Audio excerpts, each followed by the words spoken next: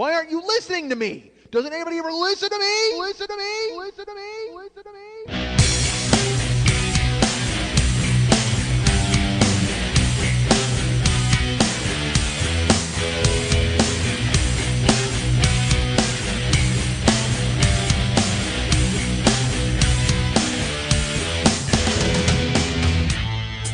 Blame yourselves for this fucking word salad that I just spit all over the goddamn plate. This is all your fault. You and I like to. That's it. I work under the cover of darkness because I don't need the rest of society to look in my eyes and know that is a bad person. Hey, what's happening? Mike Schmidt, 40-Year-Old Boy Podcast. How are you, folks? I'm fine, sort of, except for my throat, which I don't know. I can't explain it. I don't know what's happening. And everybody's going, hey, dude, go to the doctor. Well, that would be a fantastic idea if I had insurance. I don't know if you folks are aware of this. I live in America. And in America, doctors don't want to see you unless you've got insurance. Oh, they'll see you. You can walk in and they'll kind of, give you a shake, and they'll grab your shoulder and go, you seem okay to me, and they'll push you out the door because you don't have any goddamn money. Because that's what it runs on, folks. It runs on cash. It runs on simoleons. It runs on, I was going to say smithereens, but that's not a word for money, is it? That's actually the word for my bank accounts. Speaking of, get this. Oh, here, enjoy this, folks. My throat's not so bad just yet, I guess. I mean, I seem to be powering through it. I don't know. I can't hear myself because I got the fucking headphones that don't work. And I will tell you that yelling made them work. Now they work. I don't know if it's, you know what? Maybe there's a sound-based problem with this cord. Like it's too thin. It's a cord it's really thin and constricted, and then when you yell through it, you know what it was? I got fucking kidney stones in my microphone. That's what I got. Because it's like an extendo microphone. It looks like a cock sort of anyway. And that's what I got. I had to piss them out. I got to flush them out. And that's what I just did with my voice. Sound waves, because that's what they do. They break up kidney stones with sound waves, and then you piss them out. That's what I just did. I just busted up the microphone stones with my goddamn sound waves. Look at that. And now I can hear myself fine. See, hasn't my mood improved? Look how my mood has improved in 5 seconds. Because now I can hear my goddamn voice. Although I got to admit, I'm a little thrown by the fact that my fucking voice isn't exactly what I wanted to be at these times. But that's fine. I can deal with that. This is the way it's going to be for the rest of year 4, folks. That's the project. Remember, I was like, what's the project for year 4? We're just going to listen to my voice slowly go away. That's what the project is for year 4. By the end of the year, I'll just be tapping on the microphone with Morse code, and you'll be trying to figure out what the fuck I'm saying. Holy shit. That's actually funny. How the fuck can I make this show in Morse code? It would sound like a fucking, it'd sound like 1,000 woodpeckers on meth. Oh my God. That'd be awful. And who's doing that, by the way? Folks, if you have 1,000 woodpeckers, don't give them meth. I don't know who has 1,000 woodpeckers. Who would need them? You know what? That's like the worst supervillain of all time. You know what? He'd be a great supervillain in like the 1800s because he would show up with his flock of woodpeckers and destroy a town. That would be fine because everything's built out of wood. But now that same dude, fucking Peckerman, whatever his name is, what could he be? Dr. Wood. All of those names, hold on, they all lend themselves to porn. That's not good at all. Again, in the 1800s, a good name for him because nobody knew what peckers and woods were. They just knew the woodpeckers were, and you didn't want Dr. Woodpecker coming to town because he's going to fuck up your whole fucking neighborhood. But now, of course, Dr. Woodpecker shows up, and all the woodpeckers bang into a fucking skyscraper, and they bend their beaks. And then Wally Walrus throws them in jail. All right, that's your friend Woody. All right, so what was I talking about before I fucking used my sound waves to smash the microphone stones? I had something. There was something I was going to say, God damn it. I was talking about doctors. Well, I didn't. I won't go to the doctor for my throat. I can't. Although everybody keeps telling me to do so. And again, I really, really appreciate your advice. But I have no insurance. If you're a doctor out there and it's going away. Damn it. Now I'm going to have to yell again. That's not loud. These fucking headphones. And folks, look, all of you have been very nice, and you've contributed money and said use this toward headphones. And I will tell you that your donations over the past couple of weeks will more than cover the new headphones. Lily ordered the new headphones, and now they're in fucking limbo. I don't know where they are. I didn't even ask this week. I just expected fully because they were supposed to be here last week, and I was like, oh, that'll be awesome. And then they weren't here last week, so then I just didn't even bother to ask this week because I knew they'd be here, right? If they were supposed to be here last week, well then, and they're not, then surely they'll be here this week. And I walked in and I saw these shit phones on the card table, and in my head I'm like, oh, she just didn't disconnect the shit phones. That's a card table right there. Any table that you unfold with legs is a card table from where I grew up. Okay. Yeah. When I was a kid, it was like, hey, get the card table, and it was like a flat thing, and then you open 4 legs. Although you've got, it's not really a 4-leg separate outfit. It's a workbench. It's not a 4-leg setup. Is it a workbench? Yeah. It's not a bench. It's too small to be a bench. Folks, we'll take a picture. We'll put it on the internet, and you can weigh in. Yes, we will. And you can weigh in on whether or not it's be a bench or not, because that's what it's come to, folks. I'm taking polls. I'm going to take photos and take Insta polls from people who listen to the goddamn show. Hey, what do you think? Is it a bench? And you know what, folks? If you want to cast your vote, go to isitabench.com. Because I have that kind of money. It's all left over from buying the headphones. Thank you for your donations. I can go ahead and buy isitabench.com. Fuck, now I got to buy itsabench.com because I can't stop saying that either. You know what I'm going to buy? JohnnyBench.com. Which I can't probably. I'm sure somebody owns that. Probably Johnny Bench. Stupid. Who else would? What a dumb thing to say. I'm sure somebody owns JohnnyBench.com. Yes, Johnny Bench, dummy. All right. You know what's funny? I did a show Saturday night in a college for a bunch of kids. I'll talk about it later, but I just got to tell you this because I just talked about Johnny Bench, so this is relevant. I was telling a joke and I made a reference to Johnny Bench, and there was this incredible silence throughout the room because nobody knows who the fuck he is. And then afterwards, I'm in the car and Pardo goes, "I can't believe you didn't make fun of yourself for saying Johnny Bench." And I go, "Yeah, I know. It was fucking awful." Because it was ridiculous. So I was talking about now the headphones are gone all the way. I should tell you that now, folks. It sounds like my head is underwater. And I can tell you this. Well, fuck, I can't spin up. Remember the headphones. Remember why I can't blame headphones. Yeah. That's a great song by Sammy Hagar. Sammy Hagar and Mike Reno. Remember the headphones. Yeah. Under the Boardwalk, that's me. All right, so what the fuck was I going to say? God damn it, there's something there's Doctor. And, it was about I don't have any money to go see the doctor.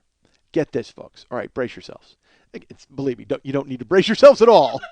This is not that big of a thing. This is not a cataclysmic news that's going to ruin your day. I've told this story in, I think, year 2, and it bled over into year 3. Yeah, like drool on your face. You can wipe your face. It's shiny. If it wasn't shining, I wouldn't notice. Because it was when we were sitting here, Lily was eating like penny candy. You know penny candy? Which is now like, I think, 8 cents. But she was eating Smarties and Tootsie Rolls. And when you eat those, you can't help but drool. I know that sounds weird. When you eat Tootsie Rolls, especially because you chew them and you get that excess spit, and she had drool on her face. And I was like, oh. But then part of me was like, oh, because it's kind of sexy. And I'm like, oh, to watch Lily drool? I know it seems odd and strange. But now it was distracting because I'm trying to talk. It's like she got like a shiny face on her chin, which, again, very distracting. Wipe it off. All right, so. It's all, you're clear now.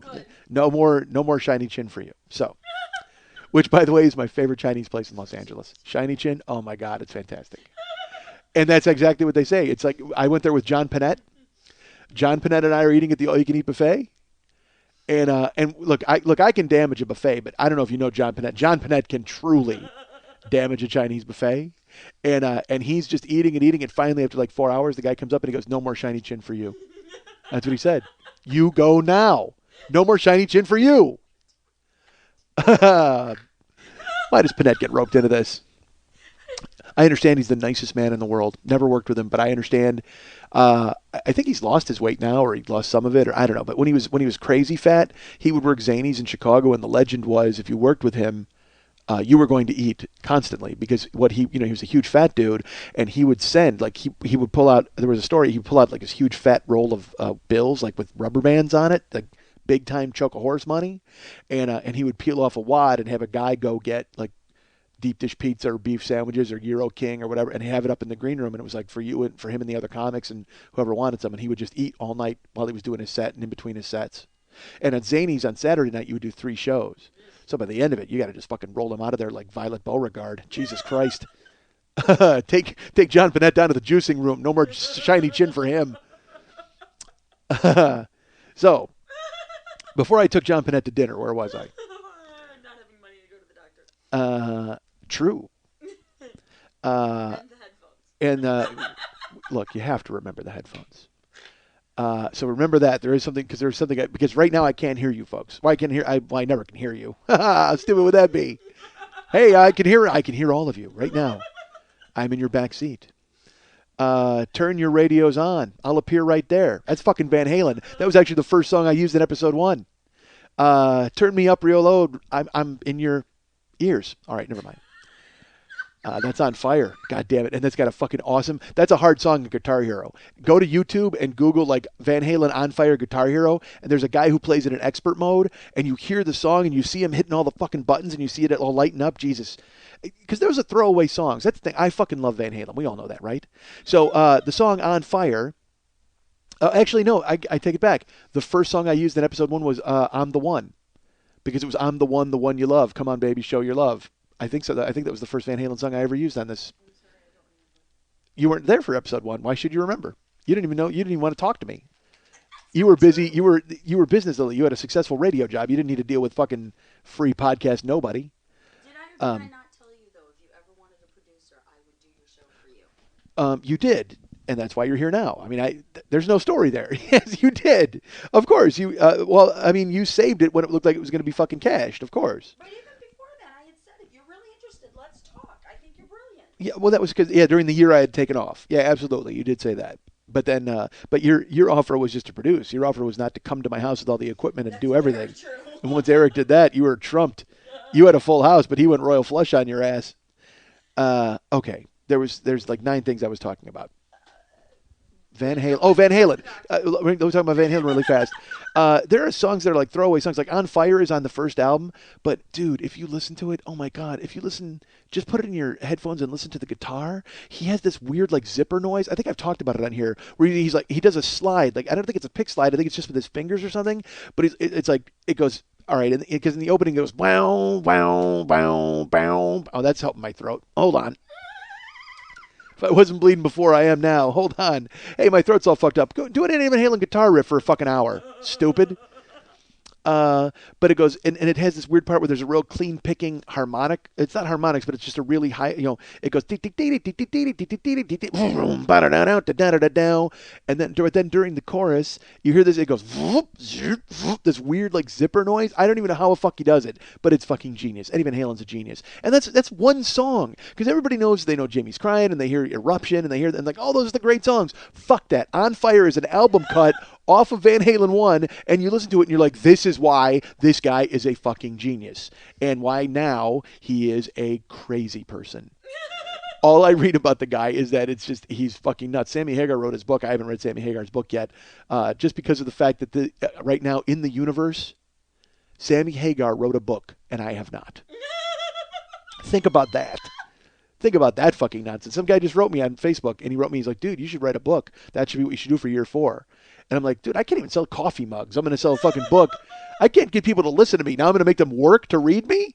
I appreciate the effort, and I think it's a great point. And he's like, you could probably sell enough to make money. And maybe, I guess, because it's all self-publishing now and all that. But, I mean, if I write a book, I got to come up with some stories about teenage vampires real quick. Like, I got to fight a vampire or some shit like that. Or I got to find some way. Because it's like, there's all these people who write memoirs, running with scissors and things like that. But then, unfortunately, 4 years down the line, all those memoirs are debunked. Like, it's like, oh, dude, I went to Afghanistan and I built a school. Turns out, no, I just have a sand pit in my backyard, and I like math. Like, that's it. That's how bad it is. Oh, I traveled all around the Middle East saving kids. Nah, it turns out I went to Subway and I gave $1 to an Indian guy. I mean, like, it's such a weird dichotomy because it's not even close. That's the thing. It's not even close. I was kidnapped by Pashtun warlords and held for 8 days. It turns out I just had a very long flight. You know what I mean? Just unbelievable. If you write this shit, don't you think people are going to find out? Don't you think that you're going to be found out eventually? I'm scared to death because my fucking world is shrinking on Facebook. Every time I talk about somebody, I use their last name. I'm waiting for the fucking email to come. Some kid wrote me a fucking weird-ass email. I won't go, fuck it, never mind. I not even worth going into. But some guy who did a lot of legwork that he shouldn't have. All right. Sorry, we were talking about Van Halen, and there was something else to get to, right? You don't have money to go to a doctor. I do not have money to go to a doctor. And as I've mentioned before, in a couple of years, folks, it was year 1 and possibly year 2. No, it wasn't year 1. It might have been just year 2. However, this has been going on for quite a while. I rented a car in Chicago from Thrifty, and it was stolen from the restaurant I was dining at. And then Thrifty tried to charge me for the car. And 3 years ensued of battles, and you owe this, you owe that, fucking phone calls, anger. I mean, there's a couple of episodes devoted to it in the past. Go ahead and buy year 1 and year 2 if you'd like. and you'll hear all about it. And you'll also hear what me talking about on fire again in another episode. So I wind up fighting with these people, and basically the last time I spoke to them, I got a call from a collection agency. Thrifty sent me to collections even after Geico paid them what they were supposed to pay them. My insurance company covered it, but now there's some sort of administrative fees that are like $1,200 that they think they're going to get from me, like paperwork fees and bullshit that the collection agencies tacked on. And they kept calling. And every time a collection agency would call, I would tell them, I go, look, here's what happened. I would give a litany of names and numbers and go, look this up, call these people, do all this stuff. And they'd say, okay, I'm going to get to the bottom of this. And then 2 weeks later, I'd get a call from a different person who had this collections form, because that's how it works. Nobody wants to help you at a collections agency. They're just fucking mercenaries trying to get money from you. Okay, that's just the way it is. It's like in the Old West, if you were like a criminal and a posse caught you. Wait, where am I going with this? All right, say you were a criminal and a posse was chasing you, but then one guy caught you from the posse. He's not going to split his money with the rest of the posse. Okay, so that's what a collection agency is. They're a posse chasing you, and you're a guy from the Old West who killed a barmaid. So I killed a barmaid, and now and I negotiated with one member of the posse. Hey, dude, look, the barmaid, she yelled at me, she stomped on me with a stiletto, she had it coming, and he's like, great, I'll get to the bottom of that story. And then 2 weeks later, another guy from the posse showed up with a gun and got the drop on me. Of course, he's just going to bring me in. He doesn't want to hear my bullshit story about stilettos and barmaids. All right, this made no sense. But the bottom line is collection agencies are just a fucking huge organism of hate, and they just keep calling you to try to steal your money, even though you don't really owe it.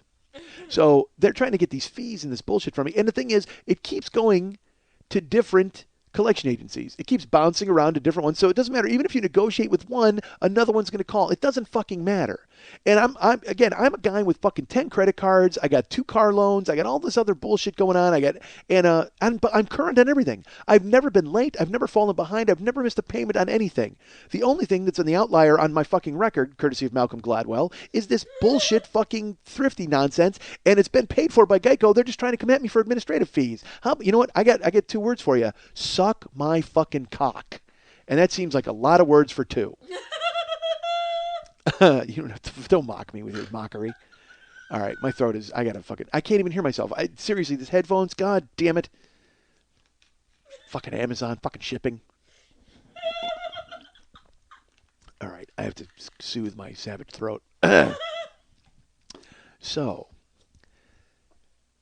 calls stop for like 2 months. Then a new collection agency starts calling. That's the way it works. It bounces around. And the payoff in this story is going to be minimal. Let me warn you about that right now. Bottom line is a new collection agency has it, and they call every day. They call every day, twice a day. They call at 9 a.m., they call at 9 p.m. The day shift and the night shift. And they get my phone, and they talk right into the machine, and I don't answer it because I know exactly who they are. And it'll say, they have to give this weird qualifier now where they're like, hi, this is, Drew from whatever credit, and this is an attempt to collect a debt. I need to, if you're not Michael Schmidt, you need to stop listening to this message immediately. But if you are Michael Schmidt, you need to contact me because, there's a problem here and we need to get it fixed. You don't understand the damage that you're doing, blah, blah, blah, blah, blah, blah. All this nonsense bullshit. Trying to trick me into picking up the phone, and they're trying to scare me. And I should tell you this. I was alluding to this. The last time I spoke to a collection agency might have been a year ago, I think it was. And I told this woman flat out, I will never pay this debt. I don't care how many times you call me. I don't care if you come to my house and knock on the door. I laugh in your face and I mock your efforts to try to collect this debt. It's never happening. The principal's been paid by Geico and you're going to come after me for some bullshit administrative fees? Ha ha ha ha ha! Never paying it in a million years. You will not scare me. I'm current on every bill. You're not going to affect my credit rating adversely in any way. I'm paying cards. I'm paying bills. I'm paying everything I need to pay, and I've always been on time with everything. You are the only people who can't seem to understand that, and you're coming after me some bullshit trumped-up fees. I laugh in your face. I will never pay this. That was where I left it. So now for a year, then it disappeared for like 3 months. Then a new credit agency disappears again. So now I have these new guys calling, and they're calling. Now they call twice a day. And leave messages in the morning and at night. Today, This was the payoff. This is the payoff to all of this nonsense. The guy called today, and he lied on the phone. This is the first, because they'll lie to you when they talk to you when they try to get you to pay. They try to understand your plight and say, well, if you just send half of it, then we can make a payment plan. And then the next day you'll get a call, and they're like, no, I didn't make that payment plan. We need the rest now. They don't fucking care. So this guy called today and said he was calling from that credit agency, and he had a very urgent an urgent debt to collect on behalf of Bank of America. And it would adversely affect my credit rating, and it was going to affect my account status with Bank of America if I did not get to him immediately by 8 o'clock p.m. this evening. Bank of America was going to take me into court and file a lawsuit against me. It is very important that you call me back at this number today to avoid Bank of America filing their paperwork this evening for the lawsuit. Thank you. He hung up. And I don't know if that's illegal or not, like the lie part of it. It's complete chicanery. I mean, the bottom line is this guy has access to my credit stuff, so he knows I have 2 Bank of America accounts. I have a Bank of America Visa, and I have 2 Bank of America bank accounts. So he thinks by using those 3 words, I'm going to all of a sudden be scared and think that but the thing is, that would be dependent on me not knowing anything at all about my status with Bank of America. Again, it's not the Dark Ages. It's not the 1800s. You and your posse can't come to town with your woodpeckers and fucking destroy my town.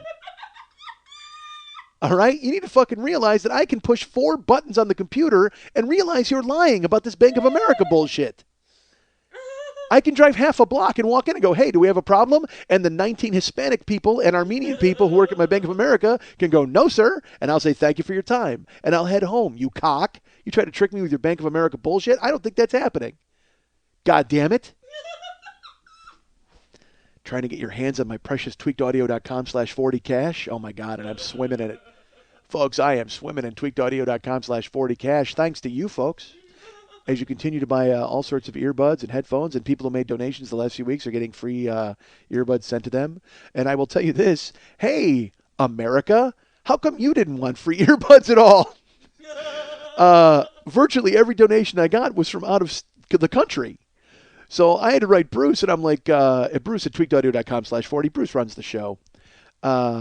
He might not run the show. It might be Peggy. It might be somebody else. I don't know. I get emails from a bunch of people. I think Bruce is my point man, but I don't know if he's the captain of his ship. He could be the first mate. He could be a lackey. He could be a stowaway on that ship. He might not even work for tweakedaudio.com/40. He might be intercepting and hacking their emails. He might be the guy calling me twice a day from an 800 number and lying about Bank of America. I don't know what Bruce does. He lives a shady life. But tweakedaudio.com/40 has, and some guy bought a watch, and they sent me money for a watch because the guy listens to the show. But I don't get, whatever. Why should I reveal my deal to you guys? All right, look, I'll reveal the deal. If you guys buy a set of earbuds for $20, it's $19.95. You go there, and they have plenty of colors, millions of colors, I think I've mentioned, and styles, crazy styles. If you want, they will actually monogram your initials on the earbud for free. Make sure you mention that in your email. If you buy something from tweakedaudio.com/40, they will monogram, and then they will actually use Swarovski crystals and glue them on in the shape of your initials for your earbuds. I will tell you, I don't recommend that because it tears the fuck out of your ears. Do not jam crystal the earbuds into your ears. Folks, listen, if you trust me on anything, trust me on this. Do not get the Swarovski crystal option on your earbuds from tweakedaudio.com/40. As much as you want to. As much as you want to be blinged out and want to, because nobody's going to see it. You jam it into your head. Who are you impressing? Your eardrums? They're not going anywhere. They live in your head. They're not. What are they going to take a powder if you put in like less fancy earbuds? No. Do not impress them with your bling. Your eardrums do not need to see bling. And the last thing you need is some rampant Swarovski crystal to get loose, and then it jams itself into your eardrum, and then, oh, you're me when I was 13. You don't want that. Oh, I'll get to that in a second. Oh, fuck. All right. So. Remember the headphones. Eventually. I'll get there. But tweakedaudio.com/40 earbuds, folks. Again, like I mentioned, Bruce. So I was telling them the deal. Here's the deal. If you buy a set of earbuds from tweakedaudio.com/40, they're $19.95, and I get $21. That's the power of negotiation, folks. That's the deal I've worked out with tweakedaudio.com/40. Think about that. How outrageous is that? How do they stay in business at these prices? I have no idea. But again, I made the deal with Bruce, and maybe Bruce doesn't even work there. Maybe Bruce is taking down the company from the inside. That's the thing. Bruce is like, you know what? I'm quitting tweakedaudio.com/40 eventually. Why don't I fuck them up on the way out? Make a deal with some random podcaster that nobody cares about, and then I'll also make deals with every other podcast on the iTunes Top 100, and Mike Schmidt gets a cut of that. I got to make sure that Mike Schmidt gets a deal. I don't know if I mentioned that to you folks. tweakedaudio.com/40. If you guys buy any earbuds from them, all podcasters celebrate and revel. That's why it's $21, because I actually have to pay. We have to pay a dime to everybody on the iTunes Top 100. Oh my God, I have to give it to everybody. It's fantastic. Top 200 now. That's how I do it. So if you're from yeah dude, look for your dime. It's in the mail. It's on the way. Oh Christ. All right. So I still can't hear. I can't hear because of the headphones. But I thought it was because, remember, the last few weeks, folks, it might have even been last week, I was deaf in my left ear. I could no longer hear because I'm a scared. I'm not going to lie to you. I'm scared of putting stuff in my ears. I don't want to clean them out because of an incident that happened when I was a child. When I was a child, I caught a fleeting glimpse out of the corner of my eye. I turned to look, but it was gone. I cannot put my finger on it now. The child has grown. The dream is gone. All right. How about that, huh, folks? It was like the interlude came to life with you. All right, so my throat, Jesus. Although it doesn't hurt today, it just sounds shitty. My mom, I was talking to my mom on the phone, and my mom's like, "Hey, did you know that they were looking for an announcer at Wrigley Field?" Because they were looking for a PA announcer. And when I first heard it, I thought about trying out, like submitting a tape, but unfortunately, I have no chance, like no shot. When I was a kid, I used to think I was an announcer. Like I thought I could pull off those, available to find a Walgreens store. I think I talked about that on here. But then when I met David, forget about it. It changed everything. I was like, oh my God, I know I can't compete with that. There's no way I can hang with that voice. If you meet people who could really do voices or really have that deep fucking voice, you realize you're out of your league. And then eventually you get throat cancer and you can't go to the doctor. All right. So my ears were all fucked up last week. And I was getting on a plane, and I'll deal with that in a second. But I was going to get on a plane, so there was no way I could get on a plane with fucked up ears. So I had to go the peroxide route. Basically what I do is I pour peroxide in my ear, and I let it, destroy whatever's in my ears, I guess is the term I'm looking for. It'll eat right through whatever Swarovski crystals are stuck inside my eardrum. So I started with my left ear, which was the deaf one, and I poured the peroxide in there. And it usually takes about an hour. This is why I hate doing it too, because it takes an hour where you have to lay there and not move. It's just so brutal where you just have to lay there and let the peroxide fizz and fucking go to work, and you're laying there for an hour. Then you gotta, a half hour, you gotta flip and do the other ear, and you're just laying there, and my head's sideways, and I'm trying to read a magazine, and it's like I'm getting vertigo because my ear's all fucked up. Dude, it's a process I don't enjoy. So, but I got to do it because I'm going to get on a plane, and I don't want my ears to be fucked up. So I lay down, and I pour the peroxide in my ears, and I'm laying there, and it's fizzing, and it's going off, and it's doing its thing. And what it will do eventually is the peroxide will fizz until the peroxide itself is gone, and then there's nothing but foam. And then you have to dump you have to dump more in. You have to keep doing it until it fights its way through to the center of your head. So I'm pouring peroxide in, and it's fizzing. I'm pouring peroxide, and it sounds crispy. I mean, it sounds like a bowl of Rice Krispies. It's fizzing, and it sounds like a saute pan. It sounds like a lot of things, folks. By the way, how did that sound in your tweakedaudio.com/40 earbuds? Because it's specially trained to pick up frying pan noises from a guy. All right, so I'm laying there, and I get the peroxide, and I have to dump it out. More peroxide, dump in, more peroxide, dump in. And I notice my left ear is not clearing, like at all. And here's the thing. You dump peroxide in, and as long as it's making the crispy noise, it's still working, and it's still chewing on whatever's in there. But it's not. After a half hour, nothing's happening. And I'm laying on my side. It sucks. And so I'm like, all right, flip and do the right ear. Just give the left ear some time. So I flip over and I do the right ear. The right ear is done in 10 minutes. Completely fine. There's no more bubbling. Everything's square. So I'm like, well, I got to work on the fucking left ear. So I flip over. I start doing the left ear, and now we're at an hour, and I'm still deaf in my ear. And I'm like, this is bad. It's never been this bad before. And it's still making noise, but it's not. Eventually, it'll start to break through periodically, and drips will go through to your eardrum. You can feel it. I mean, you can feel it happening. Nothing's happening. It's just completely dead. So I keep pouring peroxide in my ear, keep pouring peroxide. I go through about a half bottle of peroxide. I'm going through, I'm dumping it out. And I mean, it's still working, but it's not working fast enough for my taste because I'm laying on the fucking floor. After an hour and a half, I'm still deaf in my ear. So I tell Karen, I go, look, this is fucked. I don't know what's going on. This is crazy. She says, well, you want to do what I do? And I said, I don't know. What do you do? Because I'm a jagoff, folks. I can't just say, yes, you might have a solution that would work for me. No, I have to feel her out. Why?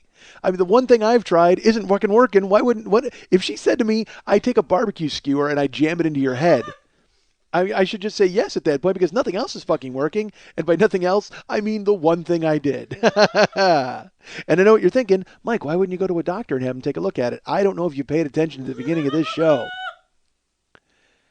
I got a problem with every hole in my head, and I can't have a doctor look at any of it because I got no insurance. Unless Geico will cover it. I'm paying them still. All right.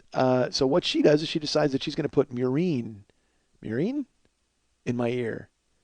Yeah, Visine is for your eyes, right? Murine is for your ears. I don't know. You shrug. I don't know, something. She's putting Maureen. She's putting a Maureen in my ear. I have no idea.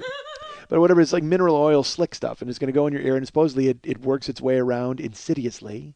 And then which is, by the way, is a movie I want to see. I have to see that movie because I heard it's pretty scary. Even though it's PG-13. Fuck a scary PG-13 movie, but like Poltergeist worked. Poltergeist worked, and that was only PG or PG. I didn't know if they had PG-13 back then. That was pretty fucking scary. All right, so who cares? So what you do is you put this mineral oil shit in your ear, and it supposedly works around this this horrible thing that's attached itself to your eardrum, and before it bursts out of John Hurt's chest, and so she drops the drops in there and puts cotton in there, so it's supposed to work its magic. And I lay there and I tip my head. I lay there and I tip my head, and after 10 minutes she comes over. She goes, "All right, tip your head the other way." So I do, and nothing comes out. Not even the mineral oil. Like it got soaked up into my skull somehow. I don't know. My ears were thirsty for minerals. So I'm like, oh, fuck, what the hell? This is that. And this has to be because I've jammed so much wax in there with my tweakedaudio.com/40 earbuds. Because I wear them all the time, folks. I wear them, like I told you, I just wear them as a fashion accessory. I don't even care if I'm listening to music. I will put them in my ears, and then I will let there's the cord that dangles, and I throw it casually askance. I throw it over my shoulder like a scarf.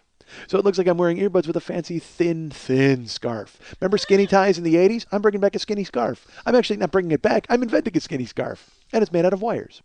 So I'll just put the earbuds in and I'll let it dangle. And sometimes I'll stroke it like a beard. I'll stroke those cords like a beard. And then I'll throw it over my shoulder. And then it's a scarf. It can be anything is what I'm saying to you folks. I'm very Steven Stucker. I can make a plane or a hat or a brooch or a pterodactyl. That's what I can do with my tweakedaudio.com/40 earbuds. Because they come in so many amazing colors. And so many fantastic styles. But again, I recommend you avoid the crystallizing. Do not bedazzle your earbuds. So then Karen's like, well, we got to put more mineral shit in your ear. I don't know if it was called mineral shit. But so I lean over. She dumps like 8 more drops in and jams the cotton in there. And I lay there. And I want to say patiently, but I wasn't. At this point, I've got rug lines on me. Because all right, here's the thing. When I do my ears, I have peroxide. I keep pouring peroxide in my ears, and I do it lying on the ground because peroxide, I don't have an accurate measurement of what my ear holds. All right, I'll be honest. So I just dump it in, and then sometimes it'll come pouring out. I mean, sometimes I try to, because it's a weird angle, and I don't have a funnel in my fucking ear, so I'm just trying to make sure that I put enough in there to fizz away. But sometimes it overfills, and then it spills down my face, and it spills down my chest, and I don't want it getting in my bed. Because the last thing I want to do is go to bed and get that vinegary peroxide smell as I'm trying to sleep. Oh, Christ. Because then I'll have a horrible dream about ears. I know I will, because that smell always brings me back to fucking ears. Ugh. So I do it over the rug or over like a towel that I'm laying on the rug. But I still have a pillow, but then I have to put a towel on the pillow. This is a process. Do you see why I hate it? Do you see why I fucking hate it? I ruined 9 towels. There's 100 Q-tips involved, but none of them get probed in. They're only doing it around the outside, and there's fizzing, and there's buzzing, and there's fucking a whole roll of toilet paper and a bottle of peroxide. God damn it. All right. Murine goes in the second time. I tip my head. Nothing comes out. Again, not even the mineral oil. My ear very thirsty for minerals. And Karen's like, okay, now we go to the bathroom. And I go, why? She goes, because now we take the bulb of water and we squirt it up there, and it's gonna flush out whatever's in your ear. I'm like, no, it isn't. I go, that's half the problem, because what happens is I'm in the shower and water gets in my ear and it impacts the wax and actually puts it up against my eardrum. She goes, trust me, we've got that stuff in there making it all slidey now. It'll work out perfect. So I go, all right. So I go in there and I tip my head. And again, I'm deaf in my left ear. I can't hear a thing. My right ear, perfectly clean. But I'm getting like weird vertigo too because it's like pressing in my ear. It's terrible. So Karen starts to run the water and she goes, all right, what water do you want to use? You want to use hot or cold? And I said, well, she goes, you should use lukewarm. I go, all right, well, make sure it's warm. I go, I don't want cold water in my ear because I had that happen once at the hospital and I got the fucking spins. So we put the water on and then she turns the hot water on and then she turns cold water on and then she turns the hot water off. And she goes, and I put my fingers, I go, that's cold, hon. So I turn the water, and I go, and she goes to adjust it. And I actually, because I'm stupid and I'm a jerk, and she's trying to help me, but I don't fucking care. At this point, it's a goddamn Three Stooges sketch. I grab her wrist, and I go, let me adjust the water. It's my ear. Okay? I'll figure out how warm it is. I'm not a baby. You don't have to test it on your wrist. Let me put my hand under there. And because, again, why wouldn't I yell at somebody who's trying to help me? Idiot.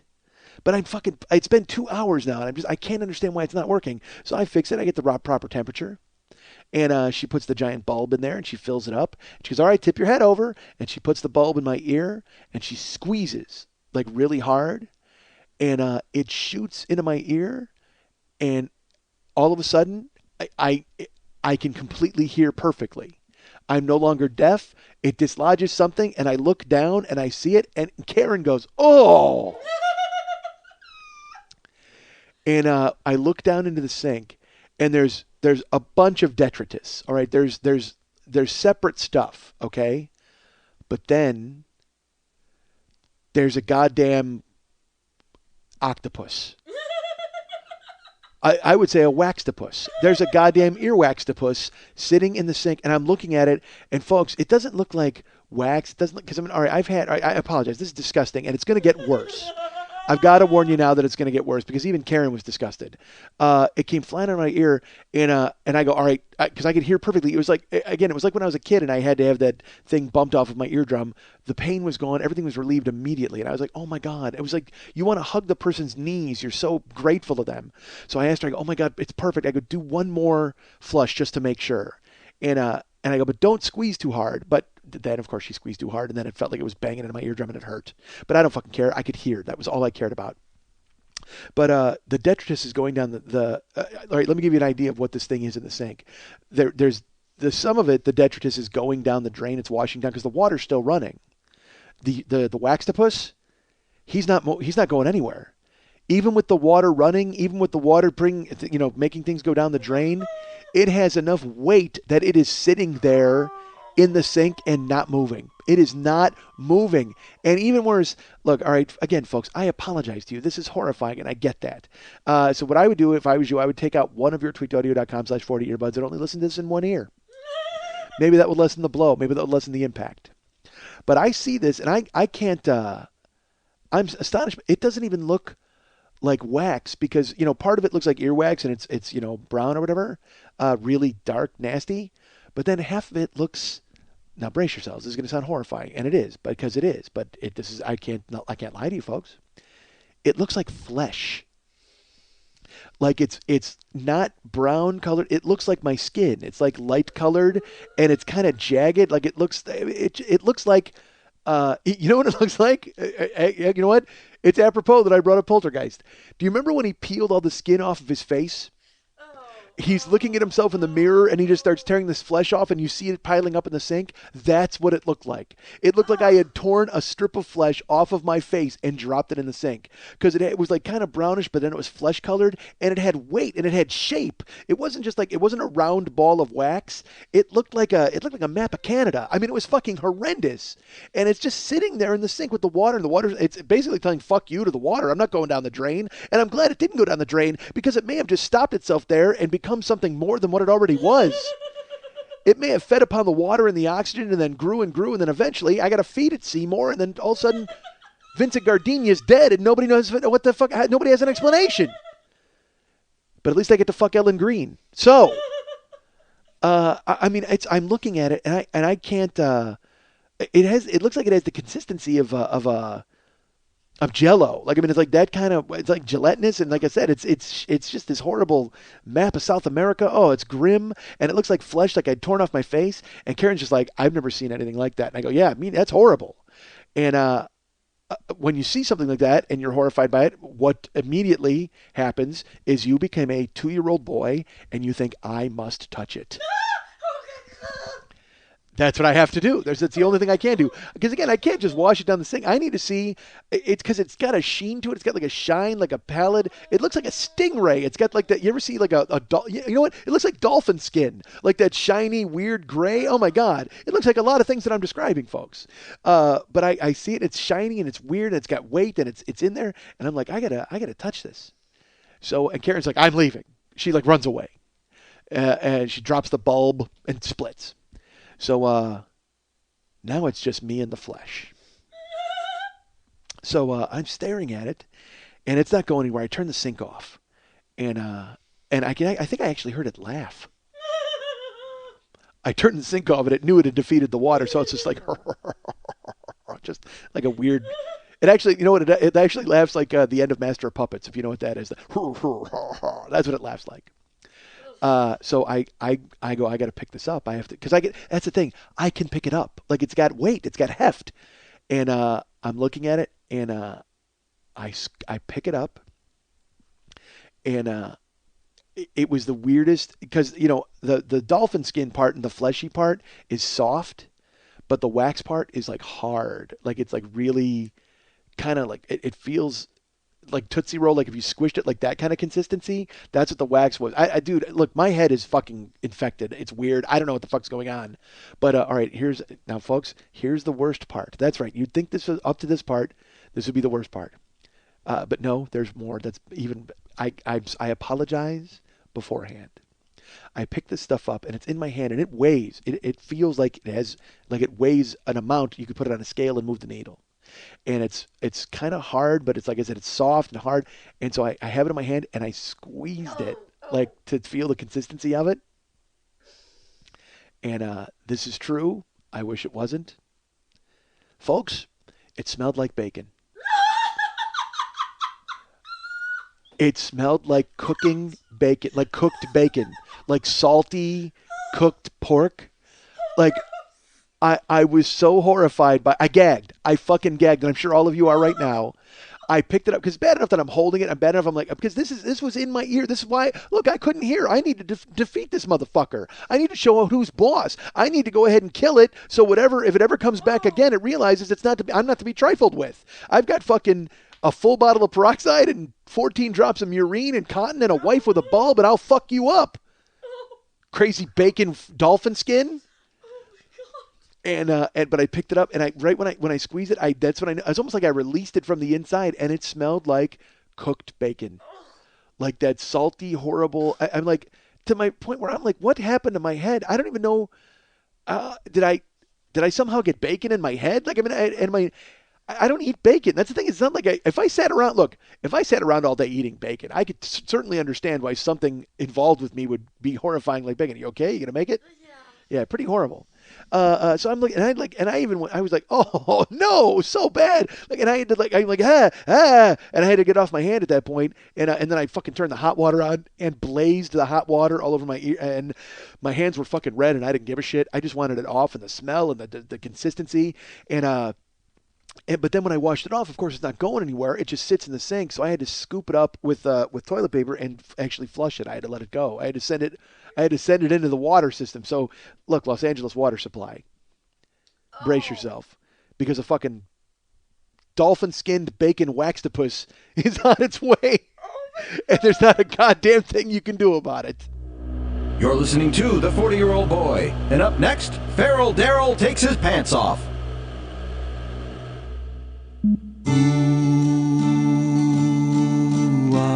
Lily, why'd you fuck that clown?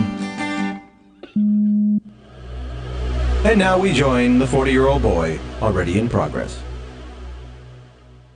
We took a break there so I could squirt a tube of Neosporin down my throat. And Lily was relating to me an anecdote about someone. And I said, isn't that girl the girl you hate? And she goes, one of them. And that made me laugh. And she you know, yeah, she's on the list. You're on the death list, Winger. So Lily's got a list. Pray that you don't get on it. So, folks, as we can hear, I still can't talk. And I was worried because, as you know, last week there was a live performance afoot. And there's a foot during a live performance. So last week I finished the show and I was worried, so I started sucking down tea. Started sucking down Mex's raspberry zinger with honey in it tea that I was told about. And Karen makes it for me because I'm a lazy jagoff. Did I talk about tea last week? Did I talk about this? She made it for me, and I hated it. It was like so gross. And I got to the bottom of the cup, and then as I drank the bottom of the cup, all this honey, like this real thick honey, was at the bottom. And you're supposed to stir this while you're drinking it. Like, I didn't know, so it just tasted like a bag of dirt with like a hint of honey. Then at the bottom, oh, guess what? There's all the honey. So I explained this to Karen as if it were her fault. And she goes, oh, you're supposed to stir the tea. And I go, oh, all right. So then she made me some raspberry zinger the night before I left, and put like she put like the whole bear's head in.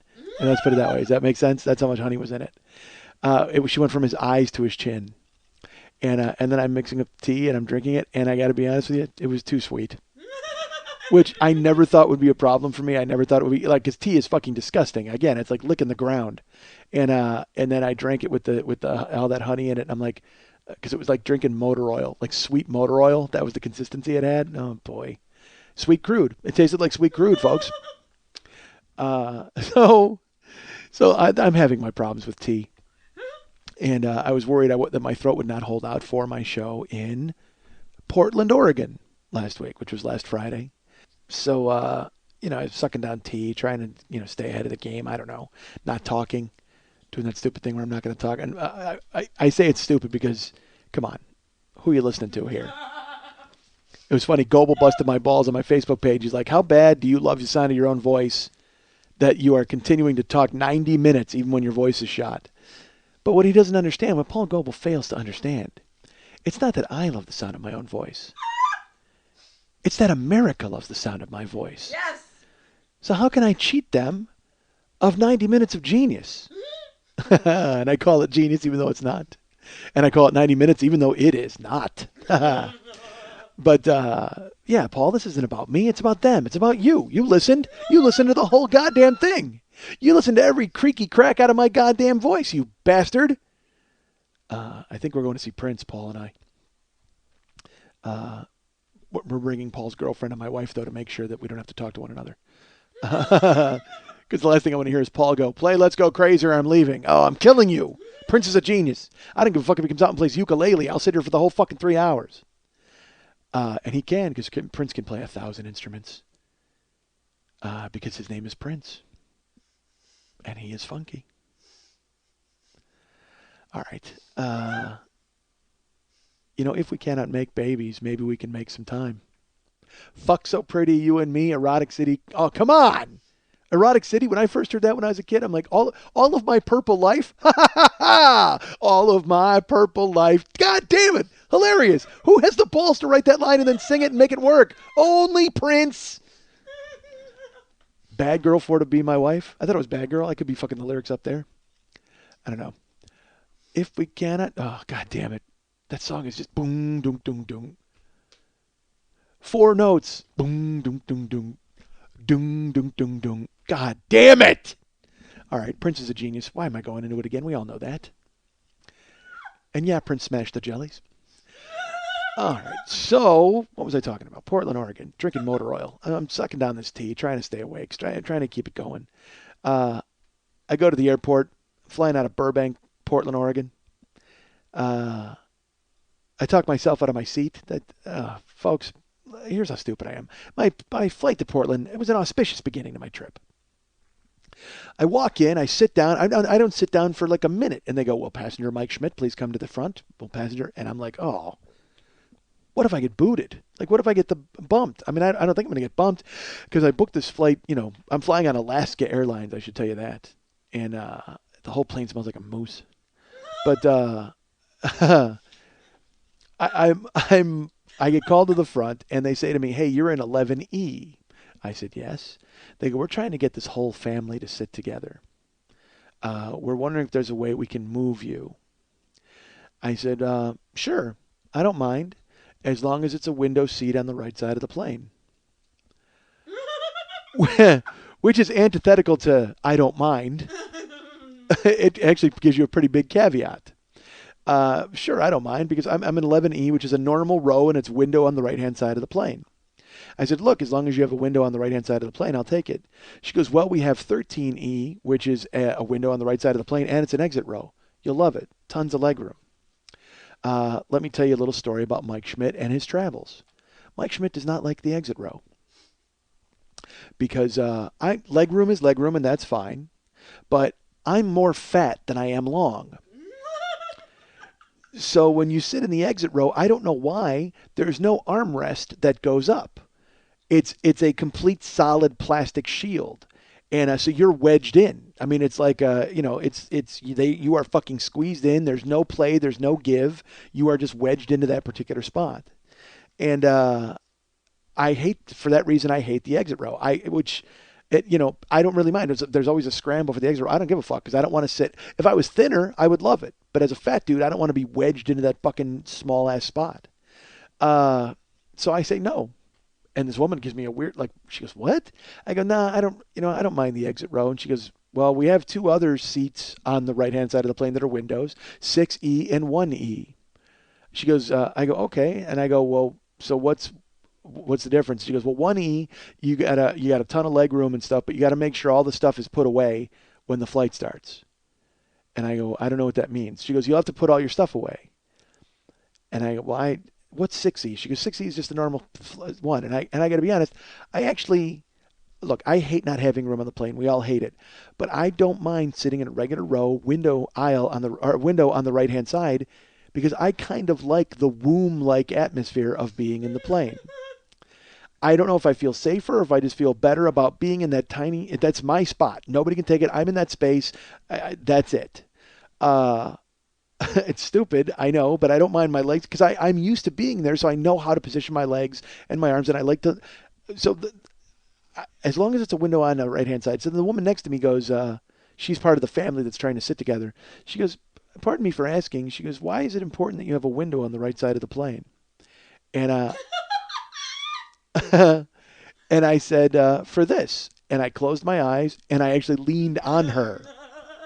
Because she was to my right-hand side, and I closed my eyes, and I leaned on her shoulder, like not my whole head, but my body. And she looked, and she goes, what? And I go, I sleep, and I sleep naturally to the right.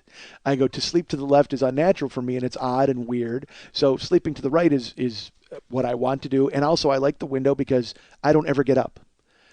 I part of me wants to just fly to Australia just to see me never get up. Like I want to have that challenge of I never get up in the fucking plane because I don't. I sit down in a movie theater. I sit down on a plane. Anything that takes any sort of duration, and I'm not fucking moving. I am. You know what I am? I'm a dolphin skin bacon waxtopus because I am not moving at all. I just fucking sit down and I plant roots right there in my womb sink, and you're not fucking moving me. And I'm going to stare out the windows and watch the goddamn grid go by. So in my head, I'm like, oh, fuck. All right. I said, I'll take 6E.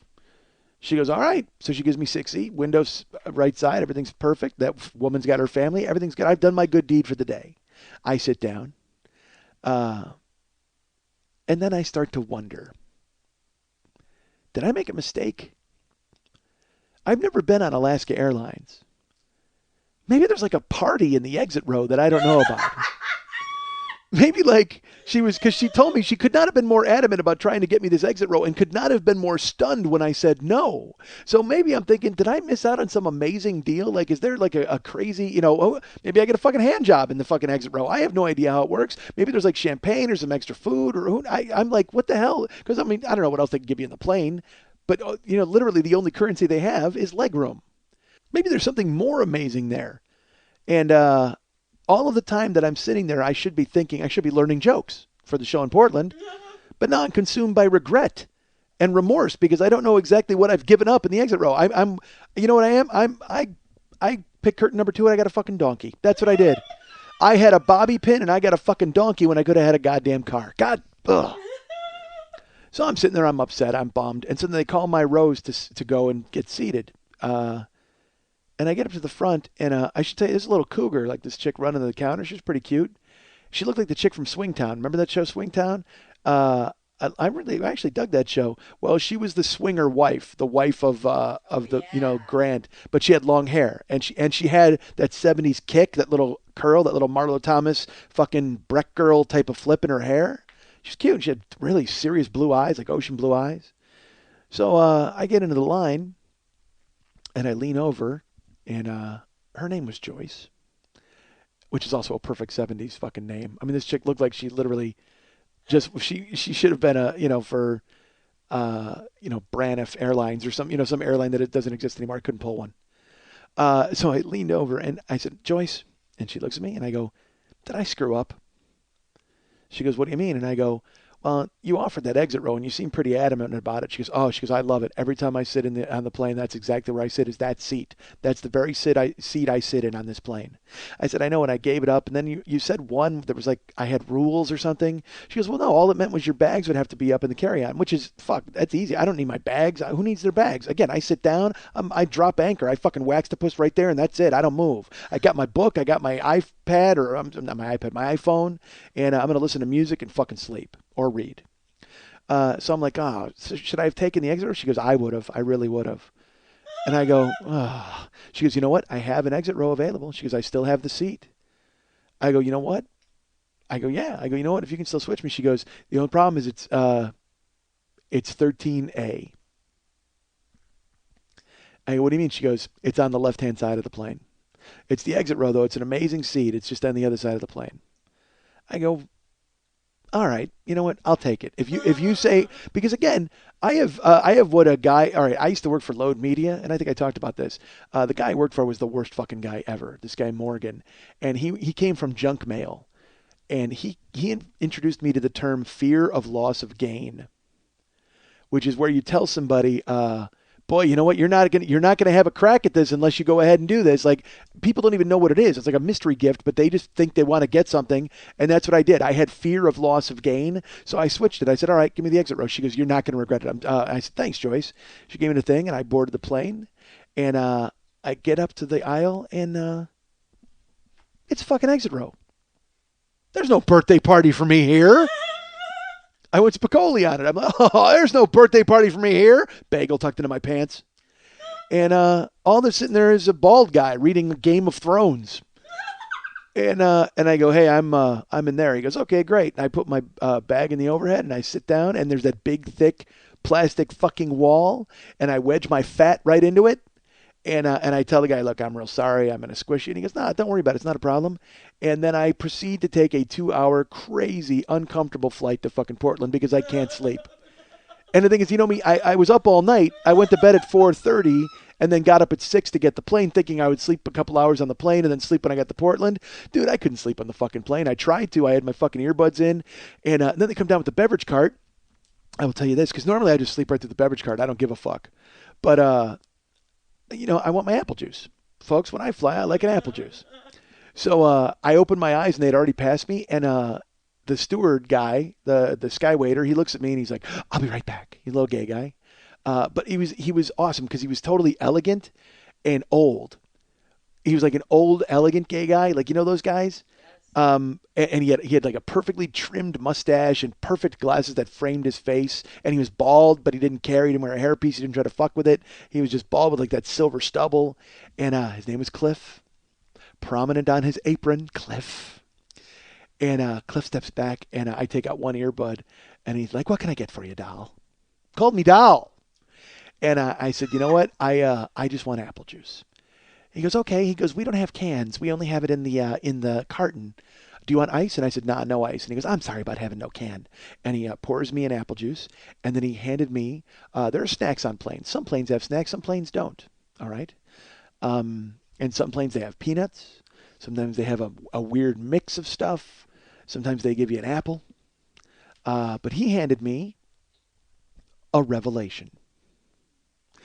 He handed me cinnamon biscuits, like ginger, cinnamon, spicy flavored, molasses flavored biscuits. And he hands me the packet, and I look at him. I'm like, I've never had these. So I go to release my tray table, And, oh, you're in the exit row. No tray table for you, sir. Because it's far away, they don't put a tray table on there. And I go looking, and I actually, it was so terrible. It was like when I leaned on that woman and she gave me like a weird look. Now I lean forward and I'm pawing I have apple juice in one hand and I'm pawing the fucking seat in front of me, looking for the latch for the table. And I'm pawing it like a dog trying to get in from the yard. And the bald guy puts down Game of Thrones long enough to go, and he points. You can't see that because it's radio. And he points, and I look, and you know that hard plastic shell between us? It contains our fucking tables. And you got to pull it out and flop it in front of you like a desk in 5th grade. And I'm fat enough that I'm wedged in there. Now I'm going to be too fat for this fucking table. And I fucking pull it out and I got to squish it my way in. And I put my apple juice down and I look at my cinnamon biscuit. And you know what? Apple juice and cinnamon biscuit, perfect snack for me. Because again, I'm in fucking 5th grade now.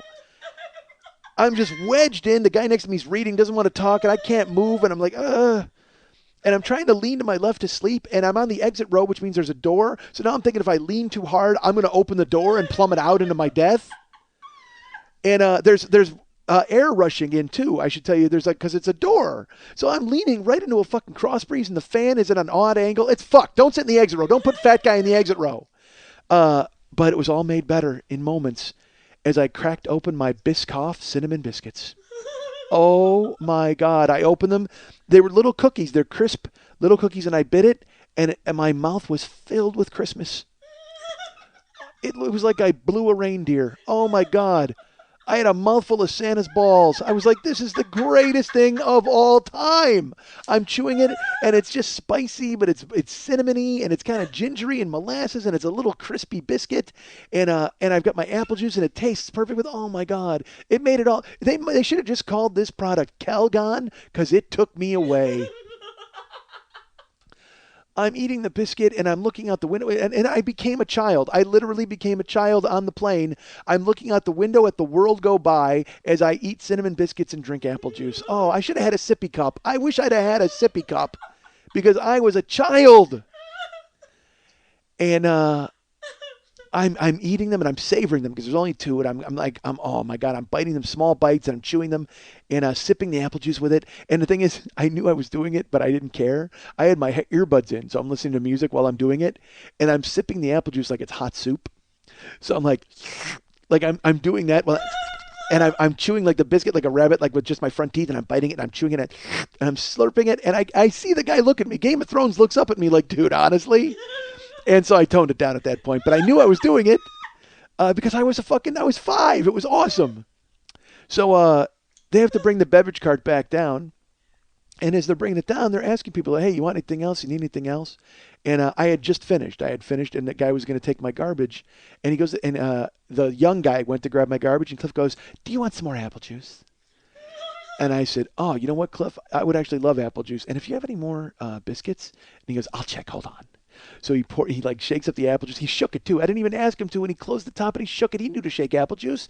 And it's not cloudy. There's no pulp in it. But who cares? Shake it. I want it shaken, goddammit. Shake my fucking apple juice like you love me. So he fucking shook the apple juice and he pours it out. And then he fishes into the Cliff apron. And he pulls out a handful of magic. Cliff pulls out 3 packages of cinnamon biscuits, 3 pieces of my childhood, 6 pieces of my childhood contained in 3 cellophane wrappers, and presses them into my hand. Just leans forward and he goes, here you go, doll. And he presses them into my hand. I've got apple juice and he must have thought I must have looked miserable, but I must have had this, this beatific grin on my face or something, because when I heard him fishing around, I heard the crinkling. I was like, oh. And he pulls them out, and I see all 3, and I'm thinking he's just going to give me one. He presses all 3 into my hand. Here you go, doll. And I didn't even mind the awkward contact with another human being, skin on skin. I don't care, because there was magic between our palms. And I took it, and I had my glass of apple juice, and I wish I could have just started kicking my feet. You know what I mean? Like sitting on a bench or something, like a too tall chair. And I just spent the next hour savoring cinnamon biscuits. just dreaming of what it must be like to French kiss Santa. Oh my God, I just so ate them. Oh, I loved them. Bite after bite, sips of apple juice, slurping, looking around, smiling, very happy. Didn't give a fuck about the exit row. Didn't care about my left-hand choice. Didn't care about the air rushing in from outside 30,000 feet, actually causing frost to form on my face. Did not give a shit about it because I had a handful of goddamn December. Oh, it was awesome. So it got me through my horrible seat choice. And plane lands in Portland, and they warn us. They're like, it's raining, and you hear that because it's Portland. I mean, I've been told that, but man, it's not just rain. Like literally, you walk off the plane and it's like there's rain, and then look, if it rains where you live, you're like, oh, it's fucking raining. But you walk out in Portland and it's an attitude, like the whole. If weather could possibly have an attitude, it does.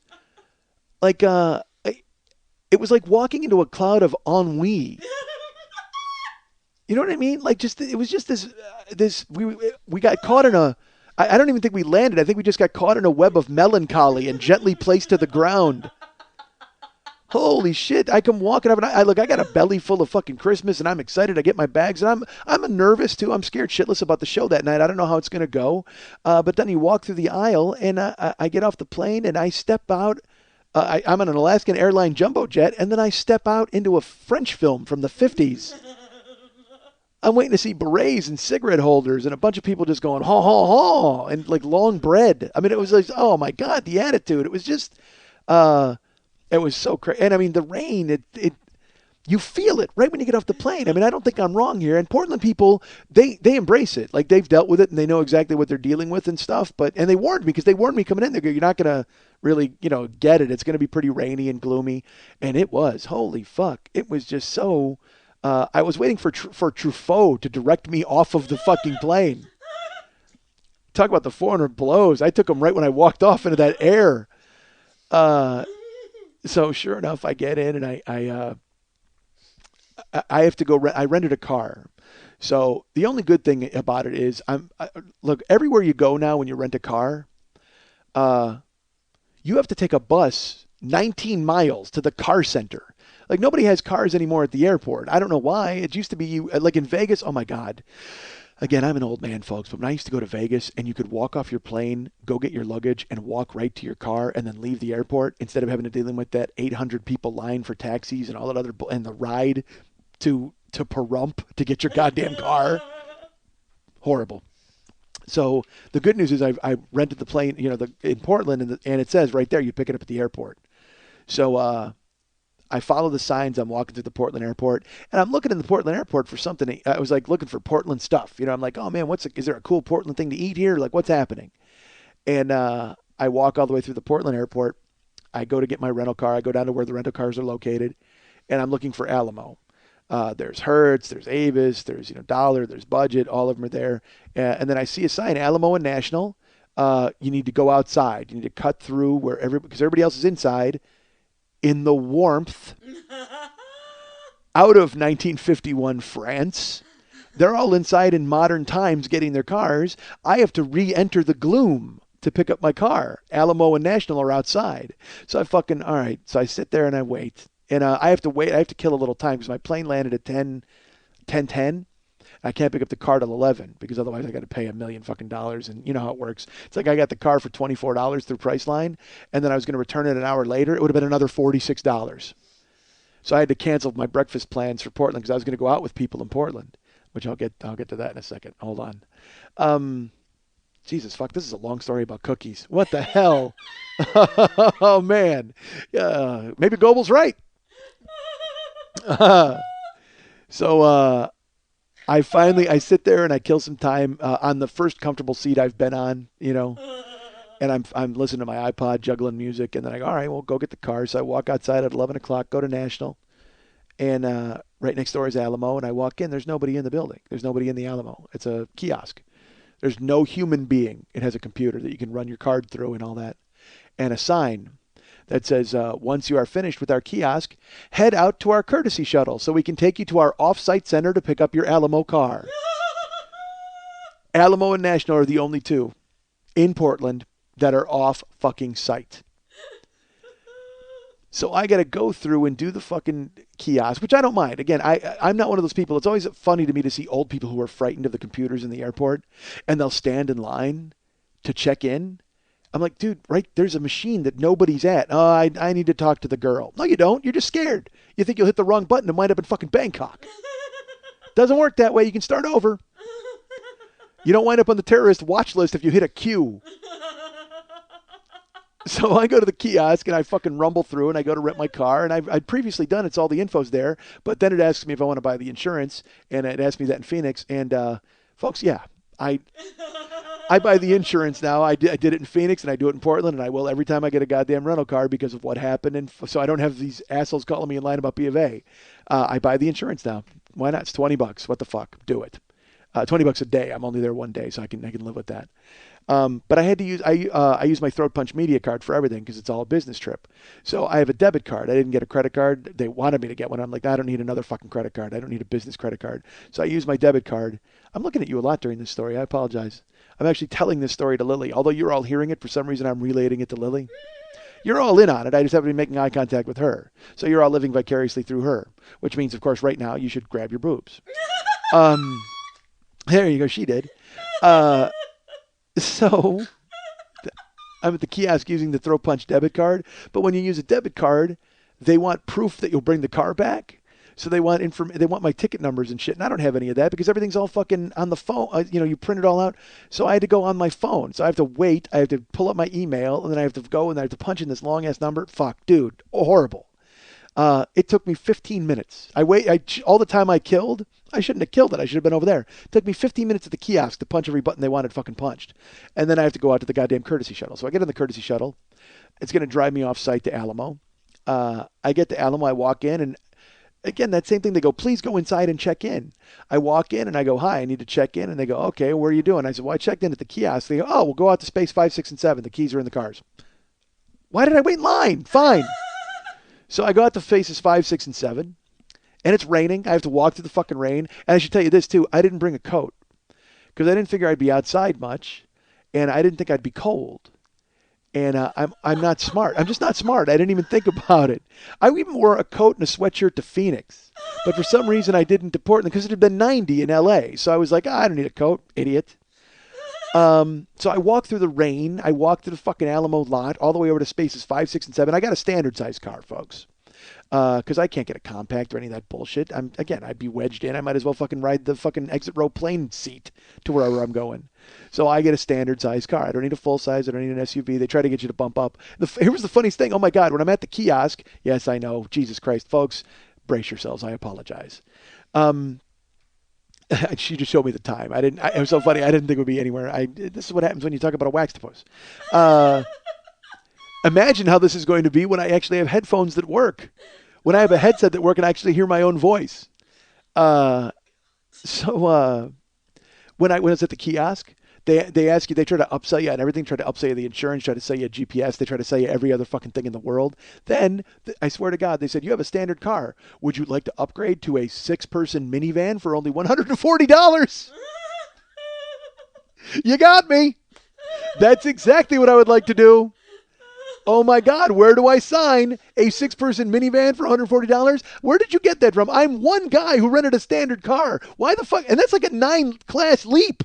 That's not even like the next size up. If they said, do you want a full-size car? I would understand. Then you're trying to trick me out of $10. Good for you. I applaud the effort. But a 6-person minivan? You wanted me to jump up to a fucking... Why don't you just say, hey, would you like to buy a car? Get fucked. $140. You know what? They probably thought, well, this asshole bought the insurance. Let's see if we can get him here. He's the only guy who bought the fucking insurance. Let's trick him into getting to a cargo van. Would you like a U-Haul trailer, sir? Could you stop by our desk and help us move? Horrible. So I have the standard car. I walk out to the standard spot in the standard rain. And she goes, it's 5, 6, and 7. So I walk out there. And I'm aimless because there's several 5s and 6s and 7s. I finally find it, and I look, and they're all their glory. They're the standard cars that I have to choose from. In 5, there's a PT Cruiser. In 6, there's an empty space. And in 7, there's the Kia Optima. I've never ridden the Kia Optima.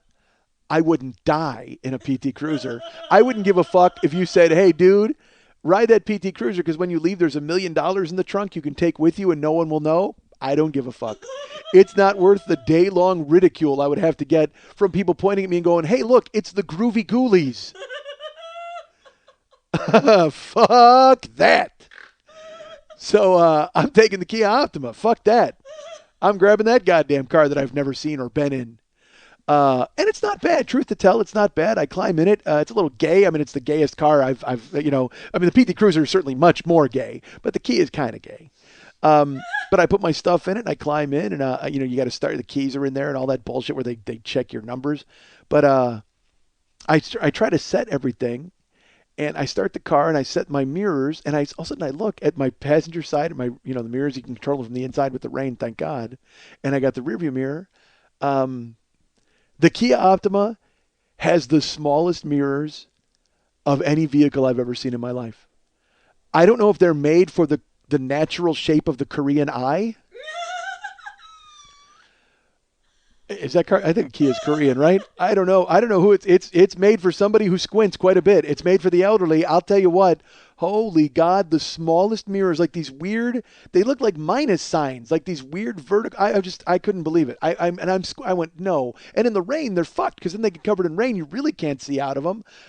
You may as well have just had a dentist in the passenger seat holding up like one of those round mirrors and me just kind of glancing through it and hoping to God we didn't get anybody in the blind spot. It was the fucking worst mirrors ever. Terrible. So I leave and then you got to roll your window down and get rained on while you hand the retired police officer your long fucking Alamo sheet. And then he's got to check your driver's license, all that bullshit, whatever. And then I have a GPS printout. Here's why I bitch. Okay. At home, I Google map everything. I Google map airport to the hotel, hotel to the club. So I know where I'm going when I get to town. But then when I go to the airport and you throw a fucking burlap sack over my head and throw me into a shuttle and drive me 9 miles in the opposite fucking direction, I don't know where the fuck I'm going now at this point. This Google map is fucking useless. So, I've never been to this goddamn town. I can't just say, in my head I'm just like, well, follow the hippies. But I mean, I'll get completely lost. Are you kidding me? That whole time, it's like I'm driving and it's all crunchy on the ground and I'm like, oh, fuck, they got to get the gravel off this road. Nope, it's granola. There's trail mix all over the fucking ground. I don't know how that happens. They use it for traction. Instead of road salt, they throw trail mix out. So I just turn right and I try to get my iPhone I tell it where I'm going and it's starting to tell me where to go. But I do not have the hang of my iPhone map at all. Because I want it to tell me where I'm at and watch myself drive. I want to watch my little blue dot drive. But instead, it's just frozen and it's saying turn left or whatever up here. So then I'm turning and I got crazy lost, like coming out of the shuttle place, but not super lost. I mean, I was sort of kind of following along with the map. And I wound up on this street called Sandy Boulevard or something. And I'm driving. And I'm driving. Lily knows. Unbelievably, folks, I'm in a neighborhood. First, I'm in a neighborhood and I'm driving, and then I turn left on Sandy Boulevard. And, folks, this is no exaggeration. I said it on stage there, and I'm saying it now. I see at least 5 adult bookstores in a 1 mile radius. At least 5. And not just adult bookstores, like they've got chicks in there hiding in the little rooms and they'll, all that bullshit. And and I turned it and I see them and in my head I just go, oh, really, Portland? You're going to throw this gauntlet before me before I've even gotten to the hotel to sleep it off? And I'm driving. I'm like, and in my head I go, well, maybe I stop there and ask for directions. But I got to be honest, I don't think that's any real start to this trip to go and start whispering, hey, do you know where I am through a glory hole? That's all. That might work. I would whisper through the glory hole, hey, how do I get to this hotel? And the guy just puts his cock through it and he goes, all right, you go here. And you go. He's just using his cock to point left and right. Jesus Christ. So I'm driving and I see all these. I mean, there's adult bookstores. There's strip clubs. They're open. They're open. It's almost 11:45 and they're all open. They got huge signs, lingerie places that are open, like with their girls, Spankies. I don't know what the fuck their names were. Mr. Peeps was, like, really? And they had signs, dude. All right, in LA, they don't even have like doors on booze and stuff like that. Like they're like, no, you can't, in certain places. But they're advertising. It was like Madison. Madison advertised buddy booths at their thing. So they, grab a buddy, head over and watch some cinema. What do they think buddies are doing? Are they discussing the cinematography of these films? But it had advertised on the windows. It's like, buddy booths, come on in. And I'm like, oh, dude, keep fucking driving because I do not have a buddy with me. Although I should have gone in and brought my extra biscuits and just, my feet dangling off the booth, watching a movie, get some apple juice. There's 5-year-old me. What's going on there?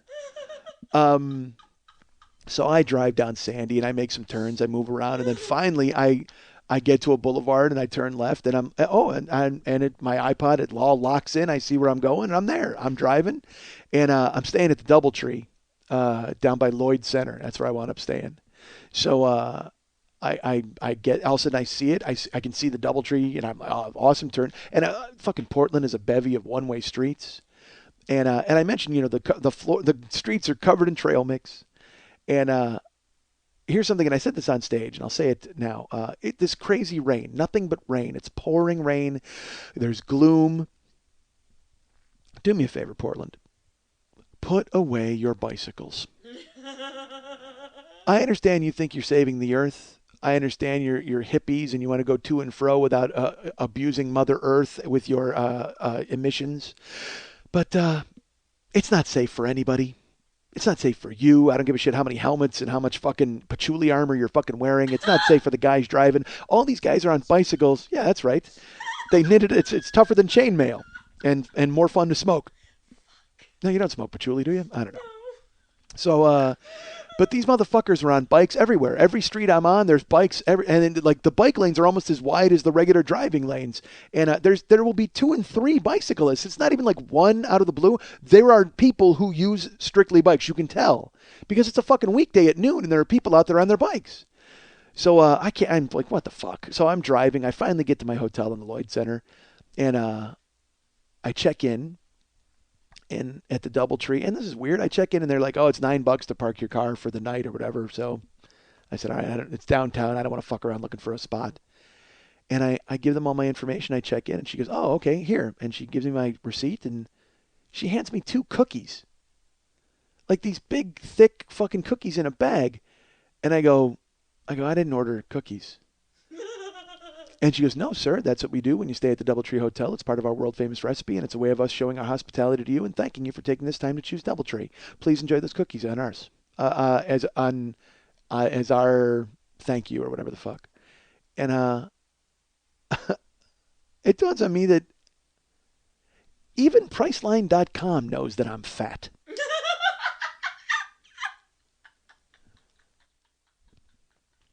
I picked this hotel blind, and Priceline went, "Oh, Mike Schmidt, well, you're a fat fuck. You're going to want some free cookies, right?" And it sent me to Free Cookie headquarters. Okay. So I was stunned by that. It was weird. So I scoop up the cookies. I put them in my bag. I walk back out into the rain. And I park my car, walk through the parking lot in the rain, and go upstairs to get some sleep. I'm on the 8th floor. I take the elevator up. And look, if you've ever worked retail, you know there's such a thing as busy work. It's funny. I think it was Reality Bites where David Spade worked as the manager of Wiener Schnitzel. And he goes up to that guy and he goes, "You got time to lean. You got time to clean, buddy." And he hands him a broom. And if you've ever worked any restaurant or any bullshit fucking retail job and there's nobody coming in, that's what they want you to do. Dust the cassettes. All that fucking bullshit. It's like, please, you got to be shitting me. Hey, man, you should think about where to put that Jeffrey Osborne poster. Oh, I got a place. They always want you to stay busy and do shit because they can't think that they're paying you for nothing. So I get off the elevator and I turn down the hallway to go to 860, which is where I was staying. And I'm not kidding.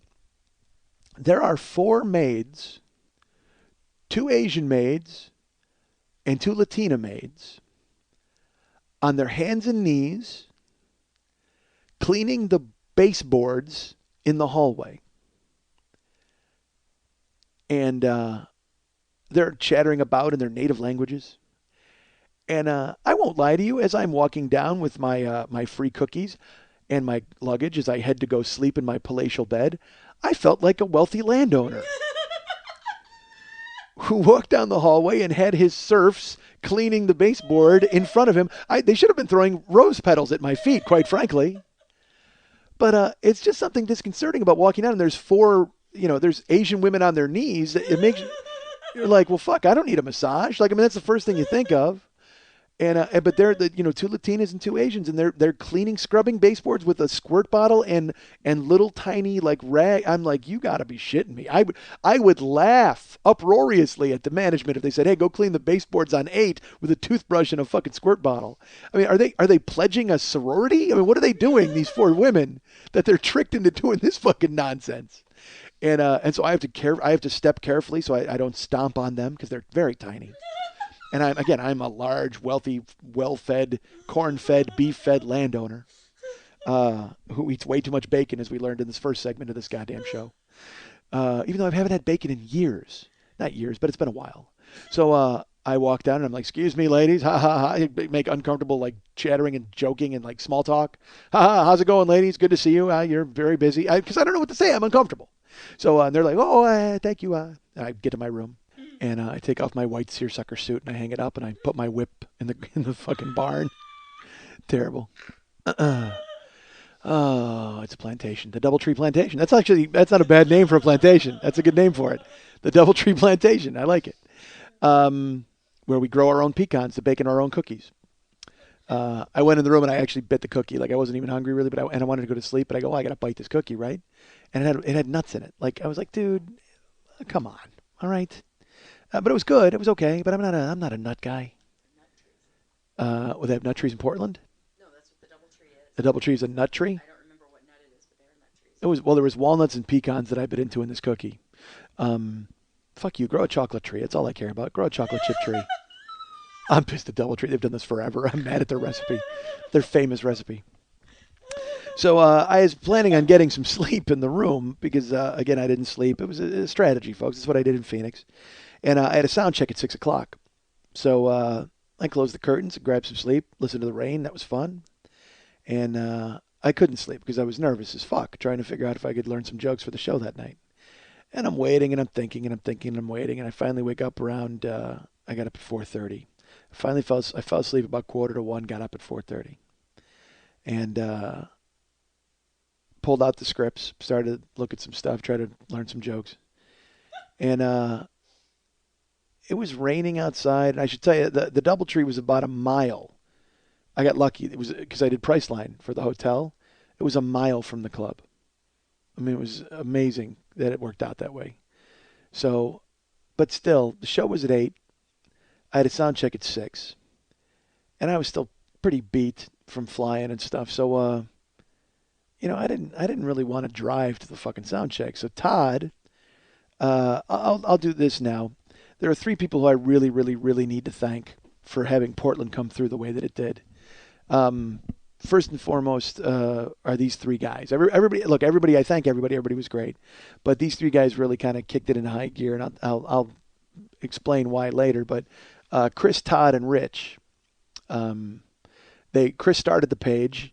Todd not only ran with it because he really wanted me to come up, but Todd actually went and watched shows at venues to determine how good they would be for my show, including seeing one at Hipbone, which is where I wound up being. And it was his report from Hipbone that made me book it. And then Rich Galvin, who's a fan of the show, and I've mentioned on here many times. But and he went above and beyond this trip, and I'll tell you why in a second. But so Todd had been in contact with me via text. Via text, stupid. What the fuck is that? Am I testifying? What the fuck was that? Todd had been in contact with me via text. He had sent me a text and he's like, dude, do you need anything? And I wrote him and I go, actually, there are a couple things I might need. One, I get a final will call list from Brown Paper Tickets and I have no access to a printer. Can I forward it to you and you'll print it out and bring it to the venue? And 2, I got to be honest, I don't really feel like driving. Can you pick me up at the hotel for the sound check? and then bring me back. So then I take a shower. I said, I'm mobile. I can get there. If you can't do it, it's no problem. I just don't feel like squinting into fucking mirrors the whole time. And he's like, yeah. He goes, I can do that. No problem. He said he got the list, and then I sent him the text about giving me a ride and said, look, I'm crashing and going to sleep. So when I woke up, he wrote me, he's like, no problem. I can pick you up at the DoubleTree. That's fine. He goes, I'll probably be there about 5:30. So I said, great. So I woke up at 4:30. I'm looking at my scripts. I'm getting stuff. I'm trying to learn some jokes. And I'm looking at my texts, and I get a text from him, and he's like, I don't know how to tell you this. He goes, coming out of Salem, I might have gone a mile in 3 minutes, or in 15 minutes. He goes, it's crazy how busy it is. I don't know if I'm going to get to you. And he sent this text at 5:23, which is 7 minutes before when I'm supposed to go. And I wrote him, and I go, all right. Well, I said, I'll wait a little while, and we'll see. And then I texted him again at 5:30, and he goes, I haven't moved. I said, all right, well, and I won't lie, I was fucking annoyed. I'm not mad at him. I'm mad at traffic, but because it wasn't his job to pick me up anyway. But now I got to go downstairs in the fucking gloom. I got to step back outside into Marseille and get to my fucking car and drive, my Audi, my Kia Optima through fucking 1950s France and the French occupation. All right, so, but I don't want to walk in the rain, whatever. So I do. I fucking grab my stuff because I need all the time I can to learn some jokes. I get my stuff together, and I get my no-coated ass down in my car. And my Google map from the hotel to the club works perfectly. And I will tell you this, though, fucking litany of one-way streets. Not only fucking bike lanes and shit, but goddamn Portland with the one-way streets. And every city, I guess, is like that. Downtown LA does the same thing, but Portland, it just seemed like, because it's so small, you shouldn't have any one-way seats, especially when you're full of hippies. Literally, every street should just be like, yeah, man, do what you want. Like, go whichever way you want to go. Because there's fucking guys on bikes and shit anyway, and skateboards and nonsense. So I drive. Everything's fine. I'm cruising. It's a mile. I get there. I park. I go into Hipbone, and it's in a big building with a bunch of other little enclaves, like a little art studio and a little yoga studio and a little fucking, all these fucking hipsters. And not, granted, all of Portland is that, I guess, from what I understand. But then I go into Hipbone itself, and I look at the room, and I'm like, I could work with this. Some of the chairs are up, and there's no stage. And again, there's no PA. There's no microphone. And I was fucking scared about that, quite frankly, because of my voice. And no Jeff. So I start walking around and taking a look, and I walk back out. I poke my head into the yoga studio. Is Jeff in here? No. I poke my head into the candle house. Is Jeff in here? No, man. Sorry, I can't help you. All right. Well, you get back to pondering whether or not we're just an atom in the fingernail of a larger being, and I'll get back to you soon enough. So I go back into Hippo, and finally there's Jeff. And I have to coach him through the light cues and the sound cues and the audio cues that my friend Lily is not there to help me with. And he's running it, and he's like, he did it for an extra. I had to pay him his money, so I wrote him his check. And in the meantime, Chris and Rich and Todd are all going to be there by 6 because I'm there for the sound check. So I get there right at 6. I go in, we go through the lights and the sound. I look at this. We set up the mic where we're going to be. And I had asked Rich, here's why I say he went above and beyond. Rich wrote me, and he offered to bring a PA. He's like, dude, I can bring a microphone and a PA because he's a musician. He has access to it. He goes, all I need is to go ahead, and I can happy to do it. I said, you know what? I'm going to take you up on that because I'm worried that my voice will give out. I said, and that would be very bad. So if you can get the PA, that'll be good. So he was going to meet me at 6 at the PA. And Chris wrote me, and he's like, hey, dude, I bought Propel. So I'll be there. He's going to be there at 6 with the Propel, and then we're all going to be together. It's going to be great. It's going to be like these 3 dudes who made everything happen, and me, and then Jeff, and we're going to see the sound check, and Todd's going to be there, and we're all going to be friends.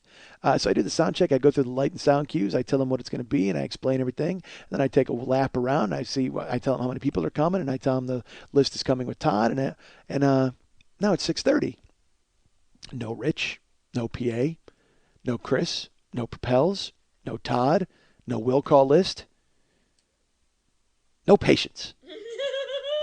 So I text Todd, and he's like, maybe, we're on the way, blah, blah. And I go, look, dude, I got to leave. I go, because I got to go learn jokes and take a shower. And I'm trying not to be pissy about it because, again, these people are going above and beyond and they're going out of their way. And it's rain and it's traffic and all that. But you know me, I get fucking annoyed. And I'm not annoyed at them. I'm just annoyed at the situation. So now I stay there till about 6:40. And then I go, all right, dude, I'm going to go back to the hotel, take a shower. I'll be back. And I leave the sound check. It's even raining harder now, if that's possible. So it's raining, it's gloomy, and now it's dark. It's getting dark, and the mirrors are all fucked up. And it's only 1.1 miles from the club to the hotel. And I got to, I'm a child again. I'm retracing my steps. I'm like, all right, go here, and then I left here. And just remember, you got to go backwards from the way you went. So I'm driving, and I come to there's a series of 4 turns. So I come to the third light, which is the third turn. And again, it's all one way, but I'm making it. Everything's fine. My iPhone's telling me where to go. Everything's working perfectly. And I come to a light, and I'm about the third car at a light. And it's red. And we're waiting, and it's raining, and then it turns green. Now, I should tell you, this is not a street that goes through. We're all at the light, and it's going to veer right. We're all going to bear right. So the light turns green. And as the light turns green, a bicycle goes past me on the right. And I don't think much of it. And we pull forward. And I watch the bicyclist. And I watch the bicyclist on his bike lane. And people are turning right. And he's to my right. And he pulls up. And I watch the bicyclist never stop. And I watch the bicyclist pull out. And I watch the second car. I'm the fourth car. The first car goes. And I watch the second car turn right and smash into the bicyclist. And he goes by. I saw him go by. He had an orange vest on. He was, at least he was safe at night. He's wearing the gay orange vest. And he gets blasted because the guy was going to turn right. And again, it's green. So he goes to follow through. And the bicyclist never stopped. And the guy went and absolutely turned in front of him and caught his front tire and knocked him fucking flying, sent him to the ground. I saw it happen through the rain, through the fucking Kia windshield, through the other car in front of me. I saw the guy because then you hear the noise. You hear the bang because I didn't have the radio on. All I hear is the pitter-patter of the rain. And then I hear the fucking orange vest get fucking jacked. And look, we all know my thought process there, of course. My first thought is, oh my God, did that just fucking happen? And then my second one is, Jesus, I hope that guy's all right. But I will tell you, Jesus, that guy's all right. That's a nanosecond. I mean, that's in the ether. That's in my head for literally a split nanosecond before the next one was, fuck, am I going to have to wait here while they scrape this motherfucker off the pavement? I'm late. I got to learn some fucking jokes. You are shitting me.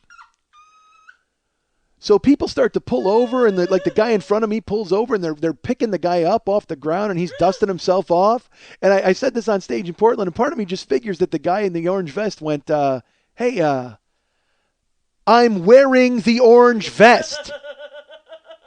Didn't you see the gay orange vest?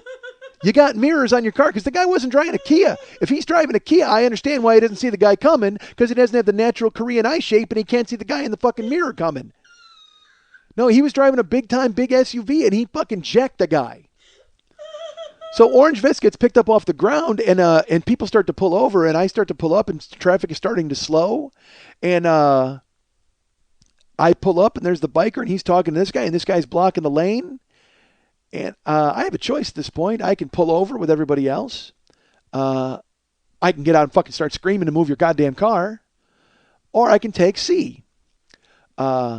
I turn my left turn signal on, and I go around this guy, and I pull into oncoming traffic that's on the other side, and I hop my tires go over the median, because I'm not going to fucking wait there. I don't give a shit about this lawsuit. I don't give a fuck about orange vest, and I don't care if he's, I'm sure that there's going to be some sort of weird exchange where salvia exchanges hands and everybody's friendly, and then they're all going to go out for a fucking wheatgrass juice. Get the fuck out of my way. I got a goddamn show to do. So I fucking go over the median, kind of into oncoming traffic slowly, and they wait, they see me. I'm not waiting, and I fucking take a huge loop around that guy, and I fucking pull out, and I just drive past the whole carnage. In my rearview mirror, I see more people pulling over. Because again, it's a friendly fucking city, and I guess maybe nothing else is happening. They're not on the fucking 5 Adult Bookstore block. Nobody's up on Sandy Boulevard, where the fuck it is. So they all want to stop and gawk and see what the fuck is going on and make sure the hippie's okay. Fuck that. Get out of my fucking way. I got a goddamn show to do. And I fucking go around that guy, I click, I go for the DoubleTree, and I go upstairs, take a shower. And I should tell you, I did not use mousse this time because last time there was the mousse debacle in Phoenix. I get all cleaned up, and I go back to Hip Bone, and it's fucking pouring rain. And I walk in the back, and I'm nervous as fuck. And you know what? Todd had sent me a text. He's like, hey, man, the Propel is here. The PA is here. The list is here. Everything's fine. Everything is square. And this is like at 6:50. So, I mean, I missed them by 10 minutes. Everybody got there. It's fine. Everything's fine. I'm worried for no reason. Although part of me was like, what if it was Todd in the orange vest? He got blasted by the guy. The fucking will call list is all wet. That would be my luck. That's why Todd couldn't pick me up. He's on a bike. All right. So I go to the DoubleTree. I get dressed. I go back to the fucking place I park. I go in. And everybody sees me. And it's awkward. I'm still having trouble figuring out what to do when I walk into these buildings because everybody's waiting for me to come in. And I walk in. And they want to say hi. And I want to say hi to people too. But also I'm kind of thinking about the show. And I walked through and I was very determined and I had a mean face on. I made sure I was like very severe. And I came walking in and I walked past people. And then I went to like go to the backstage area, and then I turned around and I waved at people because it was like so stupid. Then what am I, a star? No, I'm an idiot. So I stopped. I turned around and I go, hey, everybody, and everybody was very nice. Hey, and so I went in the back, and Chris had set the propels up like bowling pins. There's 10. He bought 10 of them. He bought me 10 propels, and he's like, I got you 10 propels. They're all black cherry. It was before I heard the show, so I didn't know the flavors. They didn't have the green. And I go, that's fine. Black cherry's awesome. It's that's go-to. And he was nice. And then Rich had set up the PA, and it was right there where it was supposed to be. And Todd came in the back, very nice guy, and he's like, do you need anything? Does anybody need anything? And I find out later, I got Twittered. I guess my CD of music, because I have a CD of in-house music that I have, special music, it was skipping the whole time because it's been in my bag and it got banged to shit, I guess, from Phoenix.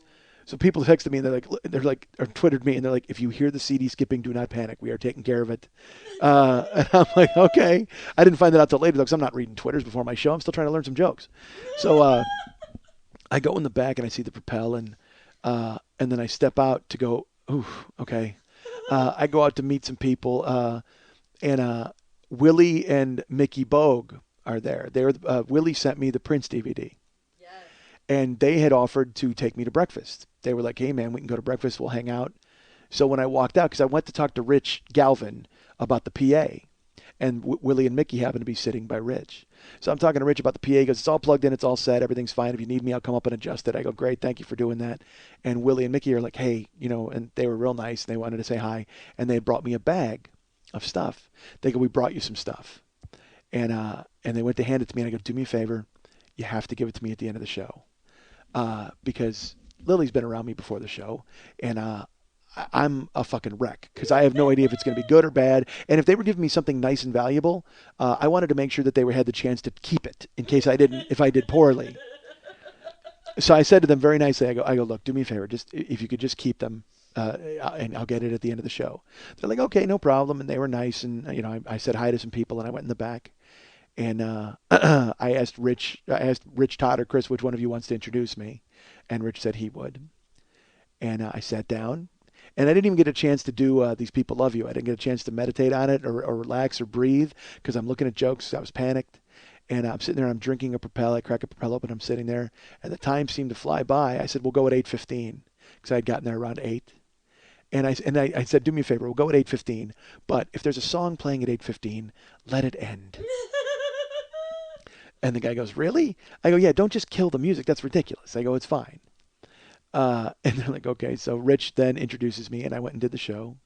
And it was fucking amazing. I can't thank Portland enough. It was like I went up and did the I will tell you this. I keep telling people how long the shows are, and I don't want them to expect these long shows because the shows are not supposed to be long.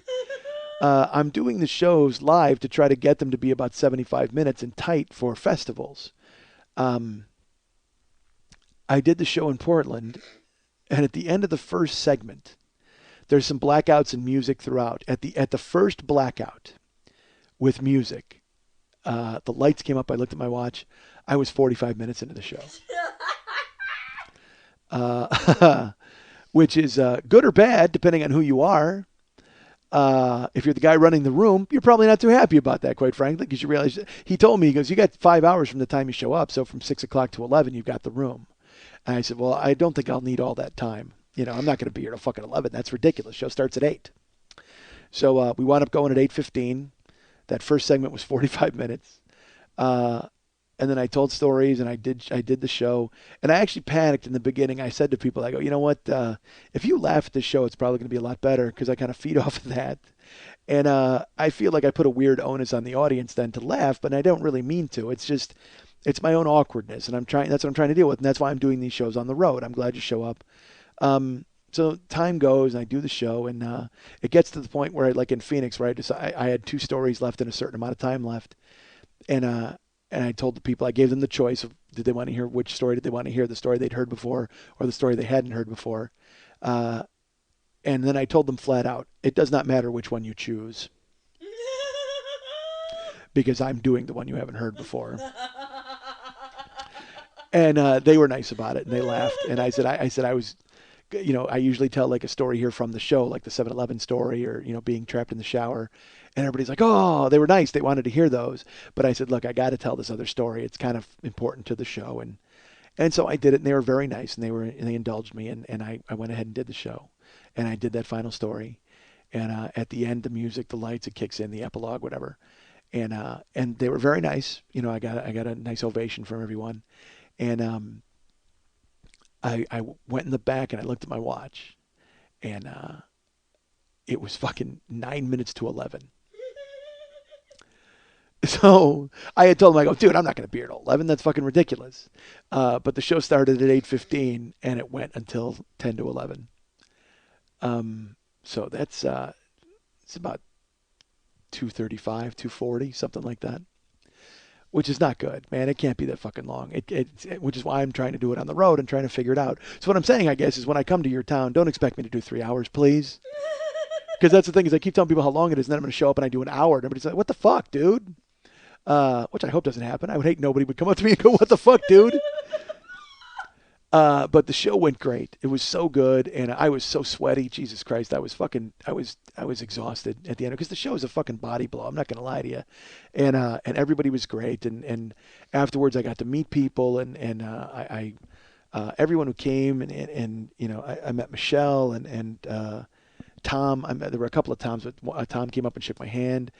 You know, I met Willie and Mickey Bogue, and then of course Chris and everybody, and Steven came up. I mean, everybody was great. I met everyone. If I'm forgetting your name, I apologize. But everybody was very cool, and they came up and took pictures and photos, and we met. And there were people there who'd only listened to a couple shows. There were people who'd never heard the show, the podcast, and they came with friends, and they said, and I go, oh, I apologize. I'm like, oh man, I'm sorry. And they're like, no, we want to hear your podcast now. Like, I won them over. There was, let's put it this way: if anyone didn't like it, they didn't tell me. It seemed like everyone enjoyed it, and they were very nice. There was one person who was like, that was fun. And honestly, I would have liked to talk to them more because obviously they didn't know who I was and stuff. And there's nothing wrong with that. If you don't know who I am and you see 2 hours and 40 minutes of me telling stories, it's got to be fucking a crippling blow. Especially when my voice is shot. Thank God that he brought the PA because about 20 minutes in is when it started to sound like it sounds now. And there's some yelling involved in the show a little bit, you know, but we got through it. Everybody was nice. They were so nice because my voice was weak, and yet they still said they didn't see a problem with it, which was great. But Portland was fucking fantastic. I can't say enough about everybody that was there. And then afterwards, I had told you Willie and Mickey, they were like, you know, hey man, I had written them and said I wasn't sure about going out that night, but maybe breakfast. And they said, do you want to go to breakfast? And I said, you know what? The thing is, I have to bring my rental car back by 11. And they were like, well, nice meeting you. Like, it was like, because part of me was like, maybe they'll say that they'll meet me at the airport and we'll all go to breakfast somewhere. And because I didn't have to fly until 2. Nope.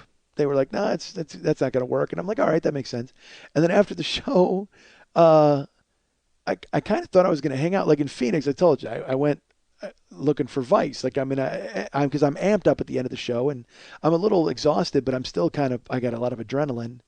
So in Portland, there were all these people, and I was like, hey, are we, and I hate to be that guy. I'm like, is there anywhere to go that's like quintessential Portland? Can we hang out? Is anybody hungry? Because I didn't eat all day except for a bite of that goddamn cookie, and cinnamon heaven on the plane. Should have saved some because, nope.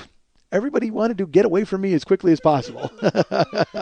Like even Rich and his wife Kristen Galvin, I thought I would hang out with them maybe, but I guess Kristen had to work, and she's like, "It was nice meeting you," and they ran away. You know what I mean? Took the PA. And Todd was with a guy who's like, I'm cashed, I can't stay. So Todd's like, I gotta go because I drove him, and I'm like, all right, well, nice meeting you. And everybody got stripped away. And this guy Kevin from the Uncle Jeff and Kevin with a K podcast was there. He was very nice. But gradually everybody just fell off. And I will tell you, finally after I did the meet and greet and I hung out and took pictures, I said I have to sit down because I've been standing for 3 hours and I'm fat and sweating. So I'm thirsty and I'm dehydrated. I chugged 2 Propels, like I chugged a full one, and I'm just sitting there. And gradually, everybody just goes away. They went away, and I'm sitting there. And Chris, who started the page, wound up being the last guy, and he's there. And I said to him, I go, look, I said, I totally understand if you don't want to go do something. That's fine. It's like what happened with Josh in Phoenix when he was the last guy, and Josh was like, I'm gonna go. And Chris is like, no, I don't mind hanging out. You know, he goes, I have the same schedule you have. I'm up all night. And I immediately regretted asking Chris if he didn't mind hanging out. I don't want to be that guy, but I mean, if I'm going out with a group of people and they're like, huzzah, Mike Schmidt, you are a genius. Hey, that's great. I'm in. Let's go. But it's me one-on-one with a guy. Fuck all that. I don't want to hear that. That's weird. Because then because look, I solely want to hang out to get complimented and be told how great I am. If I have to get that from one guy, then it's weird. Like we're on the worst date of all time. And it's just one guy telling me how great I am. I fucking can't deal with that. You tell me in an email how great I am, that's one person, good, I can deal with that. But one-on-one praise over a fucking plate of eggs? Creepy. So the whole crowd went off and, they're singing for He's a Jolly Good Fellow to everybody else in town. And so now Chris is going to put me on the back of his bike and take me. I'm like, fuck, God damn it. But it wasn't that bad. I made Chris follow me to the DoubleTree. I put my car in. I go, look, let's go somewhere Portland, man. I wanted to go to Pine Top Biscuits or Pine Street Biscuits, whatever the fuck it's called. And everybody's like, I don't know where their location is. I don't know. And I'm like, dude, I'm in your town one fucking night. Who gives a fuck where it is? Take me to the Biscuit House. But then Chris is like, dude, I don't know. He goes, and he's trying to think of a place. I go, well, dude, you're Portland. You know where we're going. It's late. And so he goes, I thought of a place. So he brings me to a place called the Roxy, which is a diner. It was kind of funky. They had Tarantino posters up on the wall. They actually had a Quentin Tarantino melt on the menu. And we went there and ate. It was fun. And then we went over. He dragged me over to Voodoo Donut. We got some Voodoo Donuts. And I was actually worried about Voodoo Donut because it's that soup Nazi thing where you get to the front counter and they got this really challenging, weird menu. And I got to the front and I said to the guy, I go, you got anything with peanut butter on it? And he's like, yeah, we got this. I go, I'll take one. I go, I want a mango tango. He goes, we're out. I go, all right, what's the fancy blueberry one? He goes, we're out of blueberry. I go, fantastic. He goes, we got this thing that looks like a berry. I go, done. I was like, I didn't fucking care. Give me that and this. Give me a grape ape for my friend. Let's get the fuck out of here. Went back to the hotel. We talked. It was pretty good. It was a fun time. I didn't bore Chris to tears. And we ate some donuts. And I actually split my donuts with the desk clerk because she was real nice. I gave her mine because I couldn't finish all these fucking donuts. I bought 2 donuts for myself, but they were the best donuts I've ever eaten. Unfortunately, they were bigger than the car that had hit fucking Orange Vest. So Chris and I fucking hung out till, I think 2 in the morning, maybe. And then he went on his way. I went upstairs, and that was it. Portland was fucking great. It was so fun. And got up in the morning, went to the airport. I was in my head, I'm like, I should go for breakfast somewhere. It's got to be. And I'm like, fuck it, just go to the airport.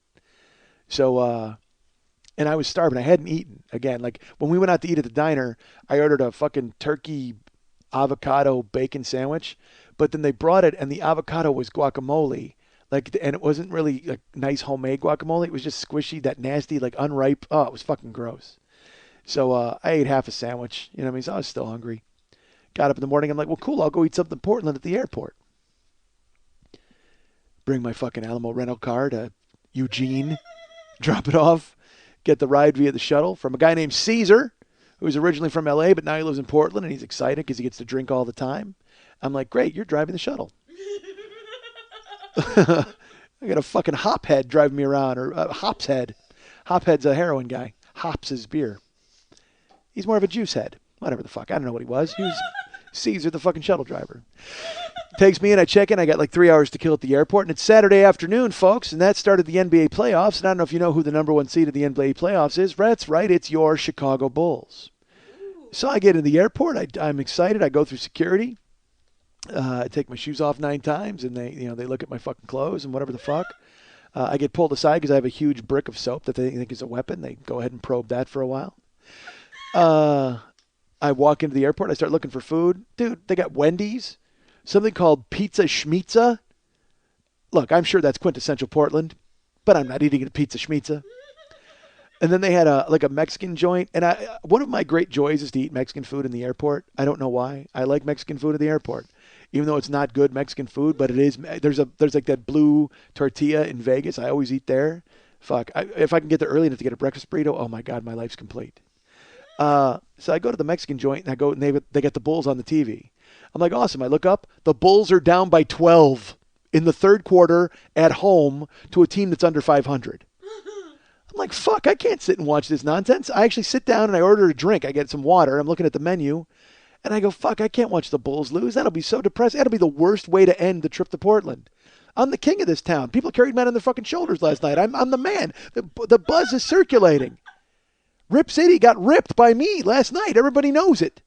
So I go walking out, there's a Wendy's, and I'm like, oh, maybe I'll go to Wendy's. I go, I don't eat at Wendy's. That's not Portland. There's a Wendy's fucking everywhere. Then there was like a sub joint. I'm like, dude, sandwiches are sandwiches everywhere in the fucking world. There was like a sausage place. I mean, it's all airport food. There's because in Chicago, they've got a fucking, like Rick Bayless has he has a Mexican joint that's, his fucking place, Oaxaca, in the terminal, and Chicago has deep dish pizza. But Portland's got nothing. Why isn't there a voodoo donut? I would have eaten that, but it doesn't. I'm walking around. I'm killing time. I'm not lying to you. I kill 15 minutes looking at the directory, going to Wendy's. I wait in line at Wendy's. It's my turn. I walk away, like without a word, silently. They think I'm just this retarded guy roaming the fucking airport who's daring himself to buy hamburgers and then splitting. I get in line at the sub place. I get closer. I see they put cream cheese on every sub. I go, I don't want cream cheese. Get the fuck out of here. They call my name. I walk away. I look like a guy, just a lost. I'm Chauncey Gardner who doesn't know what the fuck to do in the goddamn airport and where to eat. So then I walk back to the middle of the airport. There's like a kind of a peanut place and a kiosk, a bunch of kiosks. They have a huge screen TV with the Bulls. The Bulls have cut the lead to 6. And I go, fuck this. I can't. You got to watch the Bulls. So I go back to the Mexican joint. Now it's been 15 minutes. It's been 15 minutes and the waiter had seen me leave because I told him, I go, I can't watch the Bulls lose. I come walking back in. My table still has my water on it. I sit down. I put my luggage down. I pick up the menu. Guy walks out at the back and he looks at me and he goes, "What are you back?" And I said, "I never left." You did not. I did. I go, "I never left." He goes, "You told me you didn't want to watch the game." I go, "No, I've been here the whole time." He goes, "Wait a minute." I go, "No, dude, I did. I left. It's fine." And he's like, "Oh man, you freaked me out." So I'm looking at the menu and I figure out what I'm going to order. And the guy next to me gets a burrito and it looked fucking amazing because it had red sauce and cheese melted all over the top of it. It looked really good. And I wasn't going to get a burrito. I was going to get tacos or something. And they also had a BLT with avocado. And I'm like, oh, that's what should I restart that last night? And I go, fuck it. You know what? I want that burrito. I go, I don't want any beans. I want rice inside. I'm watching the Bulls. They're cutting the lead and they're fucking rattling. It's awesome. End of the third quarter. And get into the fourth quarter. He puts in my order. He brings out the burrito. My burrito is white as a dolphin skin bacon waxtopus. It's just white tortilla flour, flesh colored. And I go, dude, what's going on? And he goes, what? And I go, well, look at his burrito, man. He's got like stuff all over it. He goes, oh yeah, that's like, it's got red sauce and cheese. It's oven baked. I go, well, it doesn't say that on the menu. I thought all burritos came like that. He goes, no, you got to specifically ask for it. I go, who knows that? You're in Portland. You're a goddamn Mexican place in Portland. I don't know the rules. And I go, well, can I get that? He goes, well, yeah, I'll just put your carnitas burrito in the oven. But I mean, carnitas are dry enough. I don't want to fuck with that. And then there's rice. I go, you know what? Just forget it, dude. I'll eat this. I'm here to watch the Bulls. I don't give a shit about this burrito anyway. So I tuck into this burrito and it's grim. I mean, it's just a fucking nightmare. It's as bad as the Bulls game. But then the Bulls are starting to rally. But then fucking they start getting pick and rolled to death by Tyler Hansbrough from North Carolina. Horrible fucking pick and pops with Psycho T. I don't want to see that happening. Goddamn big white guy killing the Bulls. He gives them a lead by 7 and he fucking runs down the court and he's pointing at the fans. I'm like, oh, this is grim. This burrito's grim. This whole thing's grim. I was on a high note. I was the king of this town. And I start eating the burrito and it's not bad. I start eating more of it as I get to the sour cream and stuff. It's pretty good. And then the Bulls start to rally. And the fucking MVP Derrick Rose takes over. God damn it. And he starts driving and he hits an and one. And then he's fucking driving and he hits another and one. And I'm like, holy shit, he cuts the lead. They cut the game and they come down and now he ties the game. And I'm like, God damn it, it's 99. And he ties the game and I go, yes! And I yell really loud. I fucking start clapping. And the waiter comes over to me and he goes, hey, I'm going to take my break. So here's your check. If you want to settle this up whenever you want, Christy's going to be taking care of you. I said, fantastic. So the Bulls tie the game. They go to commercial, and I'm psyched up, and I'm eating my burrito. I look at the check. It's like $10. So I'm waiting. Bulls come back on. Indiana's got the ball. Bulls get a defensive stop, and I'm like, yeah, come on, baby. And Bulls come back down the court. And Derrick Rose drives, and he kicks it to Kyle Korver in the corner for 3. He throws it up, and I go, 3! And it fucking splashes. And fucking Bulls lead by 3 with like a minute left. And I go, yeah! And the waitress comes over to me and she goes, can you keep it down? And I look up at her and I go, ha, ha, ha, ha, yeah, right. And she goes, I'm serious. And she's staring right at me. There's me and one other person eating in the Mexican place in the airport. And I look up at her and I go, oh, you're serious, right? And she goes, yeah, be quiet. That's just be quiet, like right in my face. I go, oh, you're serious, right? And she goes, yeah, be quiet. And I go, I do not think so. Yeah! And I clap right in her face. Who the fuck are you to tell me to be quiet? Then turn off the game. You got a hockey game on and a basketball game on. Am I supposed to sit here? It's not a fucking church. It's a goddamn Ensenada Palace in the fucking Portland airport. Just because you couldn't get a job in the real world and you had to come off to this fucking Indian ground and get a job floating in a goddamn airport, don't fucking take out your shit on me, Christy. I clapped right in her face. And I go, I do not think so. Ha ha ha, yeah! I couldn't help it. And she just exhales and walks off. And on the screen, the Bulls get a defensive stop and they come back down with the ball. And I go, yeah, and I clap. And the waiter, I see him. He's eating it. He's on break. He's behind me. I look at him. And he goes, it looks like they're going to pull it out. I told you, I'm glad you came back. And I go, did you hear Christy tell me to be quiet? And he goes, don't worry about Christy. She's mad all the time.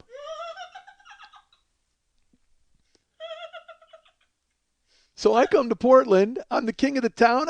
I saw all areas of customer service. I saw the happy and the sad, and I bookended on the bookends of customer service in Portland. That's how it worked. I show up first at the hotel where everybody's smiling. They're handing out free cookies. They couldn't be happier to fucking see me. Everyone had this huge grin on their face. I walk down the fucking aisle. There's immigrants washing my feet as I make my way to my room. There's fucking special cookies. Even inside the room, there's like mints and tea. It's unbelievable. And then I end it in an airport with a woman who can't stand to see anybody else enjoying their life because she's trapped, sentenced to pass out guacamole to strangers for the rest of her goddamn life. It was brutal. I should have flip-flopped it. It's weird. It's like you go to Portland and there's nothing but rain and then you're waiting for the rainbow. I had the exact opposite in customer service. I showed up and was all cookies and rainbows. And when I left, I got yelled at by Portland in pants.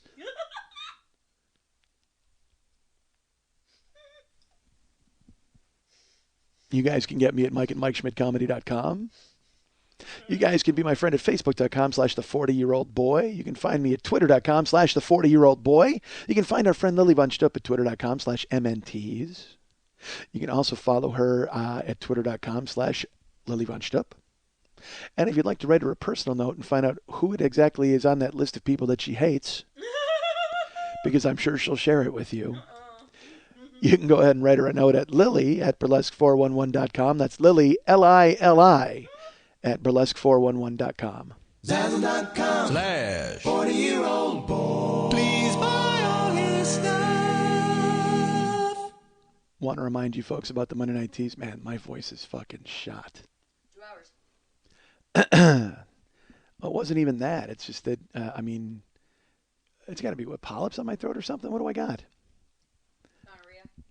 Think so? Gonorrhea of the throat? We talked about that, right? That sounds really great. All right. I want to remind you folks about the Monday Night Teas every Monday night at the 3 clubs on Santa Monica and Vine. 10 o'clock p.m. is showtime for the Monday Night Teas, and it has been for the past 19 years. Our friend Lily Von Stupp is the producer. Lily. Yes. Hey, how was the Burlesque for Elephants show? Oh my God, jam-packed, standing room only, amazing show. Very cool. Who's there this week? Let's see. I'm hosting. Okay. And we have the Mischievous Maidens out of San Francisco coming down. Okay. Very excited about that. Well, I want to tell you this. When we were driving, when Chris was driving me around to go find that place to go eat that turkey sandwich, there's a thriving nightlife downtown in Portland. It was very cool. And we passed by some club, and up in the top of the marquee, it said Saturday night, Tara Lagat, whatever the fuck, the girl who was here Monday at Burlesque for Elephants. Tana the Tattooed Lady. Tana the Tattooed Lady. It said it on the marquee. Saturday, Tana the Tattooed Lady. Yeah. So she was there Saturday. I could have seen her then. But yes, it was interesting. So who's there Monday? I apologize for interrupting. Mischievous Maidens, Prita Butte locally. Isa LaVamp is going to be doing her Burlesque Hall of Fame number. Is it Isa or Isa? Isa. I thought it was Isa LaVamp. Like Isa Vamp, Oh, well. And are you performing? I am not. I'm hosting. You're hosting. Will there be nude breasts? Not mine. What? All right, folks. I know that's a disappointment to all of you, but if you go to the show, other people will still be nude, which is good, or covered strategically. 98% nude. 98%, folks. 98.6% this week, I say. That's right. We go regular temperature. It doesn't get too hot in that room. It should, but it could, but it won't. So I'm an idiot. So go to the 3 clubs on Santa Monica and Vine and check out the show every Monday night, 10 o'clock, and this particular week when you'll see the Mischievous Maidens. That'll be fantastic, and Lily hosting.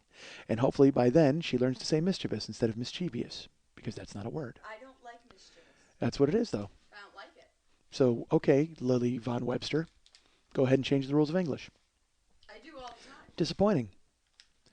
Don't mean nothing to me. Oh, again, look at that craziness. All right, folks. So again, like I said, you can follow me on Facebook if you want to be a friend on Facebook. You don't want to? You're making a sad face? I don't want to follow you on Facebook. You don't have to. That's fine. If people want to be my friend on Facebook, they could go ahead and do so, or they can follow me on Twitter. I will tell you this. I heard from Kirk, Idaho Kirk, and he's okay. He's kind of coming, things are moving forward for him. He is still working on the website and still getting that taken care of, which is good. I guess he wants to. I gave him the opportunity to say no if he didn't want to, but he's finding that it's something he wants to do, and that's great. It's awesome. I'm excited about it. So I'm just glad to hear that he's okay. So Kirk is doing that. So, once he does that, we'll have the new pages up and all that, with the tweakedaudio.com/40 link. That'll be available as well. And other surprises that we have in line. Right now, you can still buy year 1 and year 2. The download sets, or you can buy the Super Angry Guy Gene Happy Good Time Yelling combo. Those are available still. And you can get all the Zazzle Store stuff. I think we had we told you about Zazzle earlier. Somebody did. I don't know who yet, but we'll figure out who later. But if you go to the MikeSchmidtComedy.com website and you go to the Joe Business page, you can click on the the download sets, which you can purchase, or you can click on Zazzle and go look at the stuff that's in the store. I mentioned you can be my friend on Facebook if you come in. A lot of people want me to come to their town. Portland just brought me to their town. I don't know if I mentioned it. And other cities can bring me. I do have a show scheduled right now in Austin, Texas, June 3rd at the Cold Town Theater. And not only will I be doing the regular one-man, but afterwards I'll be doing a stand-up set, which won't be crazy long. I guess it's only like 15 minutes or whatever, but it'll be a little different content than you get with the one-man. Believe me, if you're not sick of me after the one man, stick around. But stick around mainly for the other funny comics. Nick Ramirez and some other funny people are going to be there. So they're good. Go see them. And then I just happen to be on the bill for that. But come to see the one-man show. Tickets available at Brown Paper Tickets. There is going to be a link, as always, on my Facebook page. You can get tickets for Austin. Some have already sold. We're doing okay there. But yeah, come on out to the show in Austin. That would be fantastic if you came out June 3rd to the Cold Town Theater. I don't know the time and all that, but all the information is available on Brown Paper Tickets. If you want to be my friend on Facebook, there's all sorts of pages want to bring me to their town. Indianapolis, Minneapolis, a couple in Australia, or 3 in Australia. And I made a mistake last week. I credited somebody for starting an Australia page who did not start an Australia page. He's interested in the Australia page. Lee, good for him. But it was Anthony, our friend Anthony Parker, I believe it was, who actually started the page. And he wrote me and said, hey, it was actually me. And I felt bad, So I want to say it was Anthony who started one of the Australian pages. Ireland, Kansas City, Washington, D.C., New York. Haven't heard anything from the Fringe. They're going to start notifying people at the end of April, like the 26th, I think. So that's coming up, and then I'll know if I'm going or whether I'm not going. And if I'm not going, then I'll look to book a show in New York. But if I am going, then I'll go ahead and let that play out and see how the crowds work out when I get there. So, like I said, New York, Indianapolis, Minneapolis, Kansas City. There was another, Kentucky. Bowling Green, Kentucky is involved. So anybody who wants me to come there, join these pages. And also, I will tell the people that are there, if you know of venues, if you know of anywhere that you think that I can come that would be good, go ahead and write me. Minneapolis has been very active looking for a place, and I appreciate that very much. Indianapolis, some of these people who started, they don't know that it's not like they're theater bookers, so we can all work together. If you can give me some ideas, I can call and contact them and find out how much and things like that, and it'll work out better if I have a general idea of venues. But and if you don't have one, no problem. Just let me know what you think. Contact me and tell me. But it would work out better if you guys were kind of my eyes and ears on the ground there, and at least gave me some ideas for venues, and then sent me the information, and I could contact them and find out how much it costs to rent. But that's on Facebook. If you're my friend, and you want to join the Bring Mike Schmidt 2 pages, that would be great, because they work. They really work. If you get a Bring Mike Schmidt 2 page, eventually I'll find a venue and I will come to your goddamn town. It's going to happen. And I'm like the fucking post office, folks. I don't give a shit about hail or gloom or fucking rain, as we learned this past weekend in Portland. Because when I showed up, again, it was gloomy and fucking rainy, and I was like, oh, gloomy. But by the end of it, when the show was great and people were very nice and gave me this like long ovation, I was fucking Gene Kelly.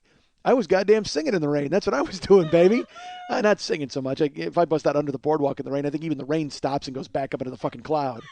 But that's what I was. I was hopping around like fucking, that's who I was, Gene Kelly. It was like, I guess I was, I don't know, swearing in the rain. That's what I was doing. God damn it, I was swearing in the rain. Just swearing in the rain. What a glorious feeling. I'm fucking happy again. That's right.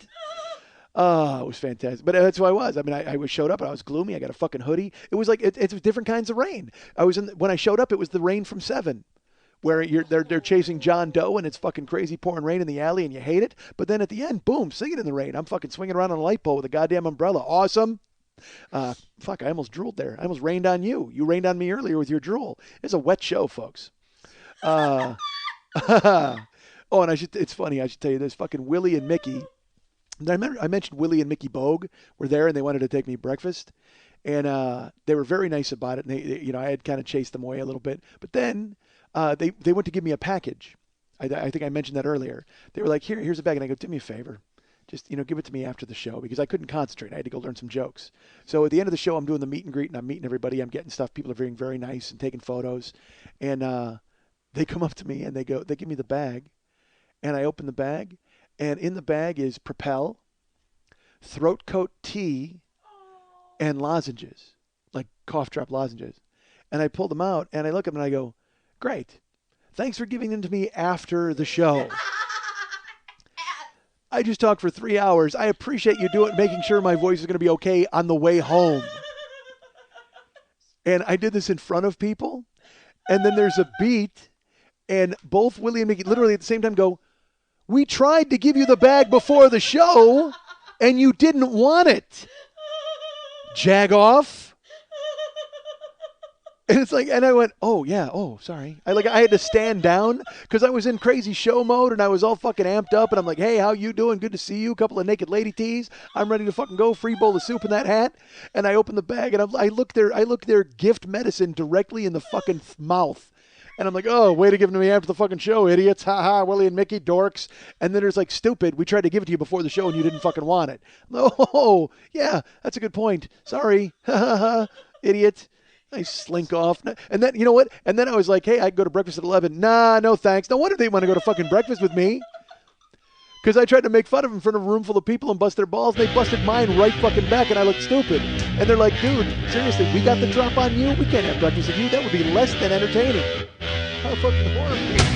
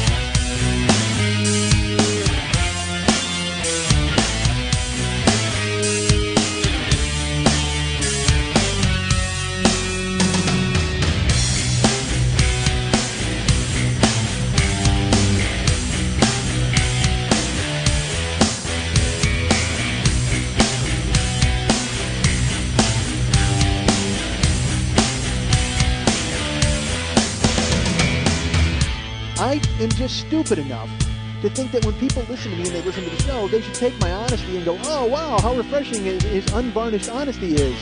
And the fact that he's willing to have a scorched earth policy and have no friends or no fucking future is so refreshing and great. But then they'll say to me, hey, do you need somebody raped for the steak? I go, yes, I do. Done. They'll take care of it for me. Thanks, Snake Rape. Oh, no one listens to show, bro? Wonder why? Wonder why no one listens to show, bro?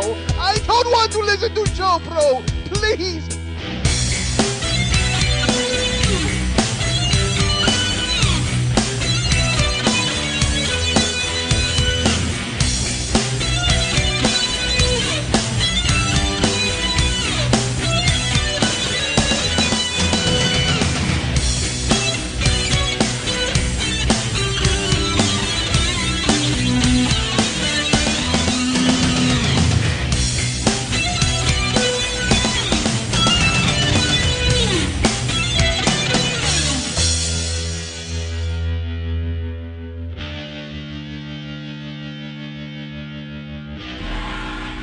Snake Rape, do it, do it, do it, do it, do it.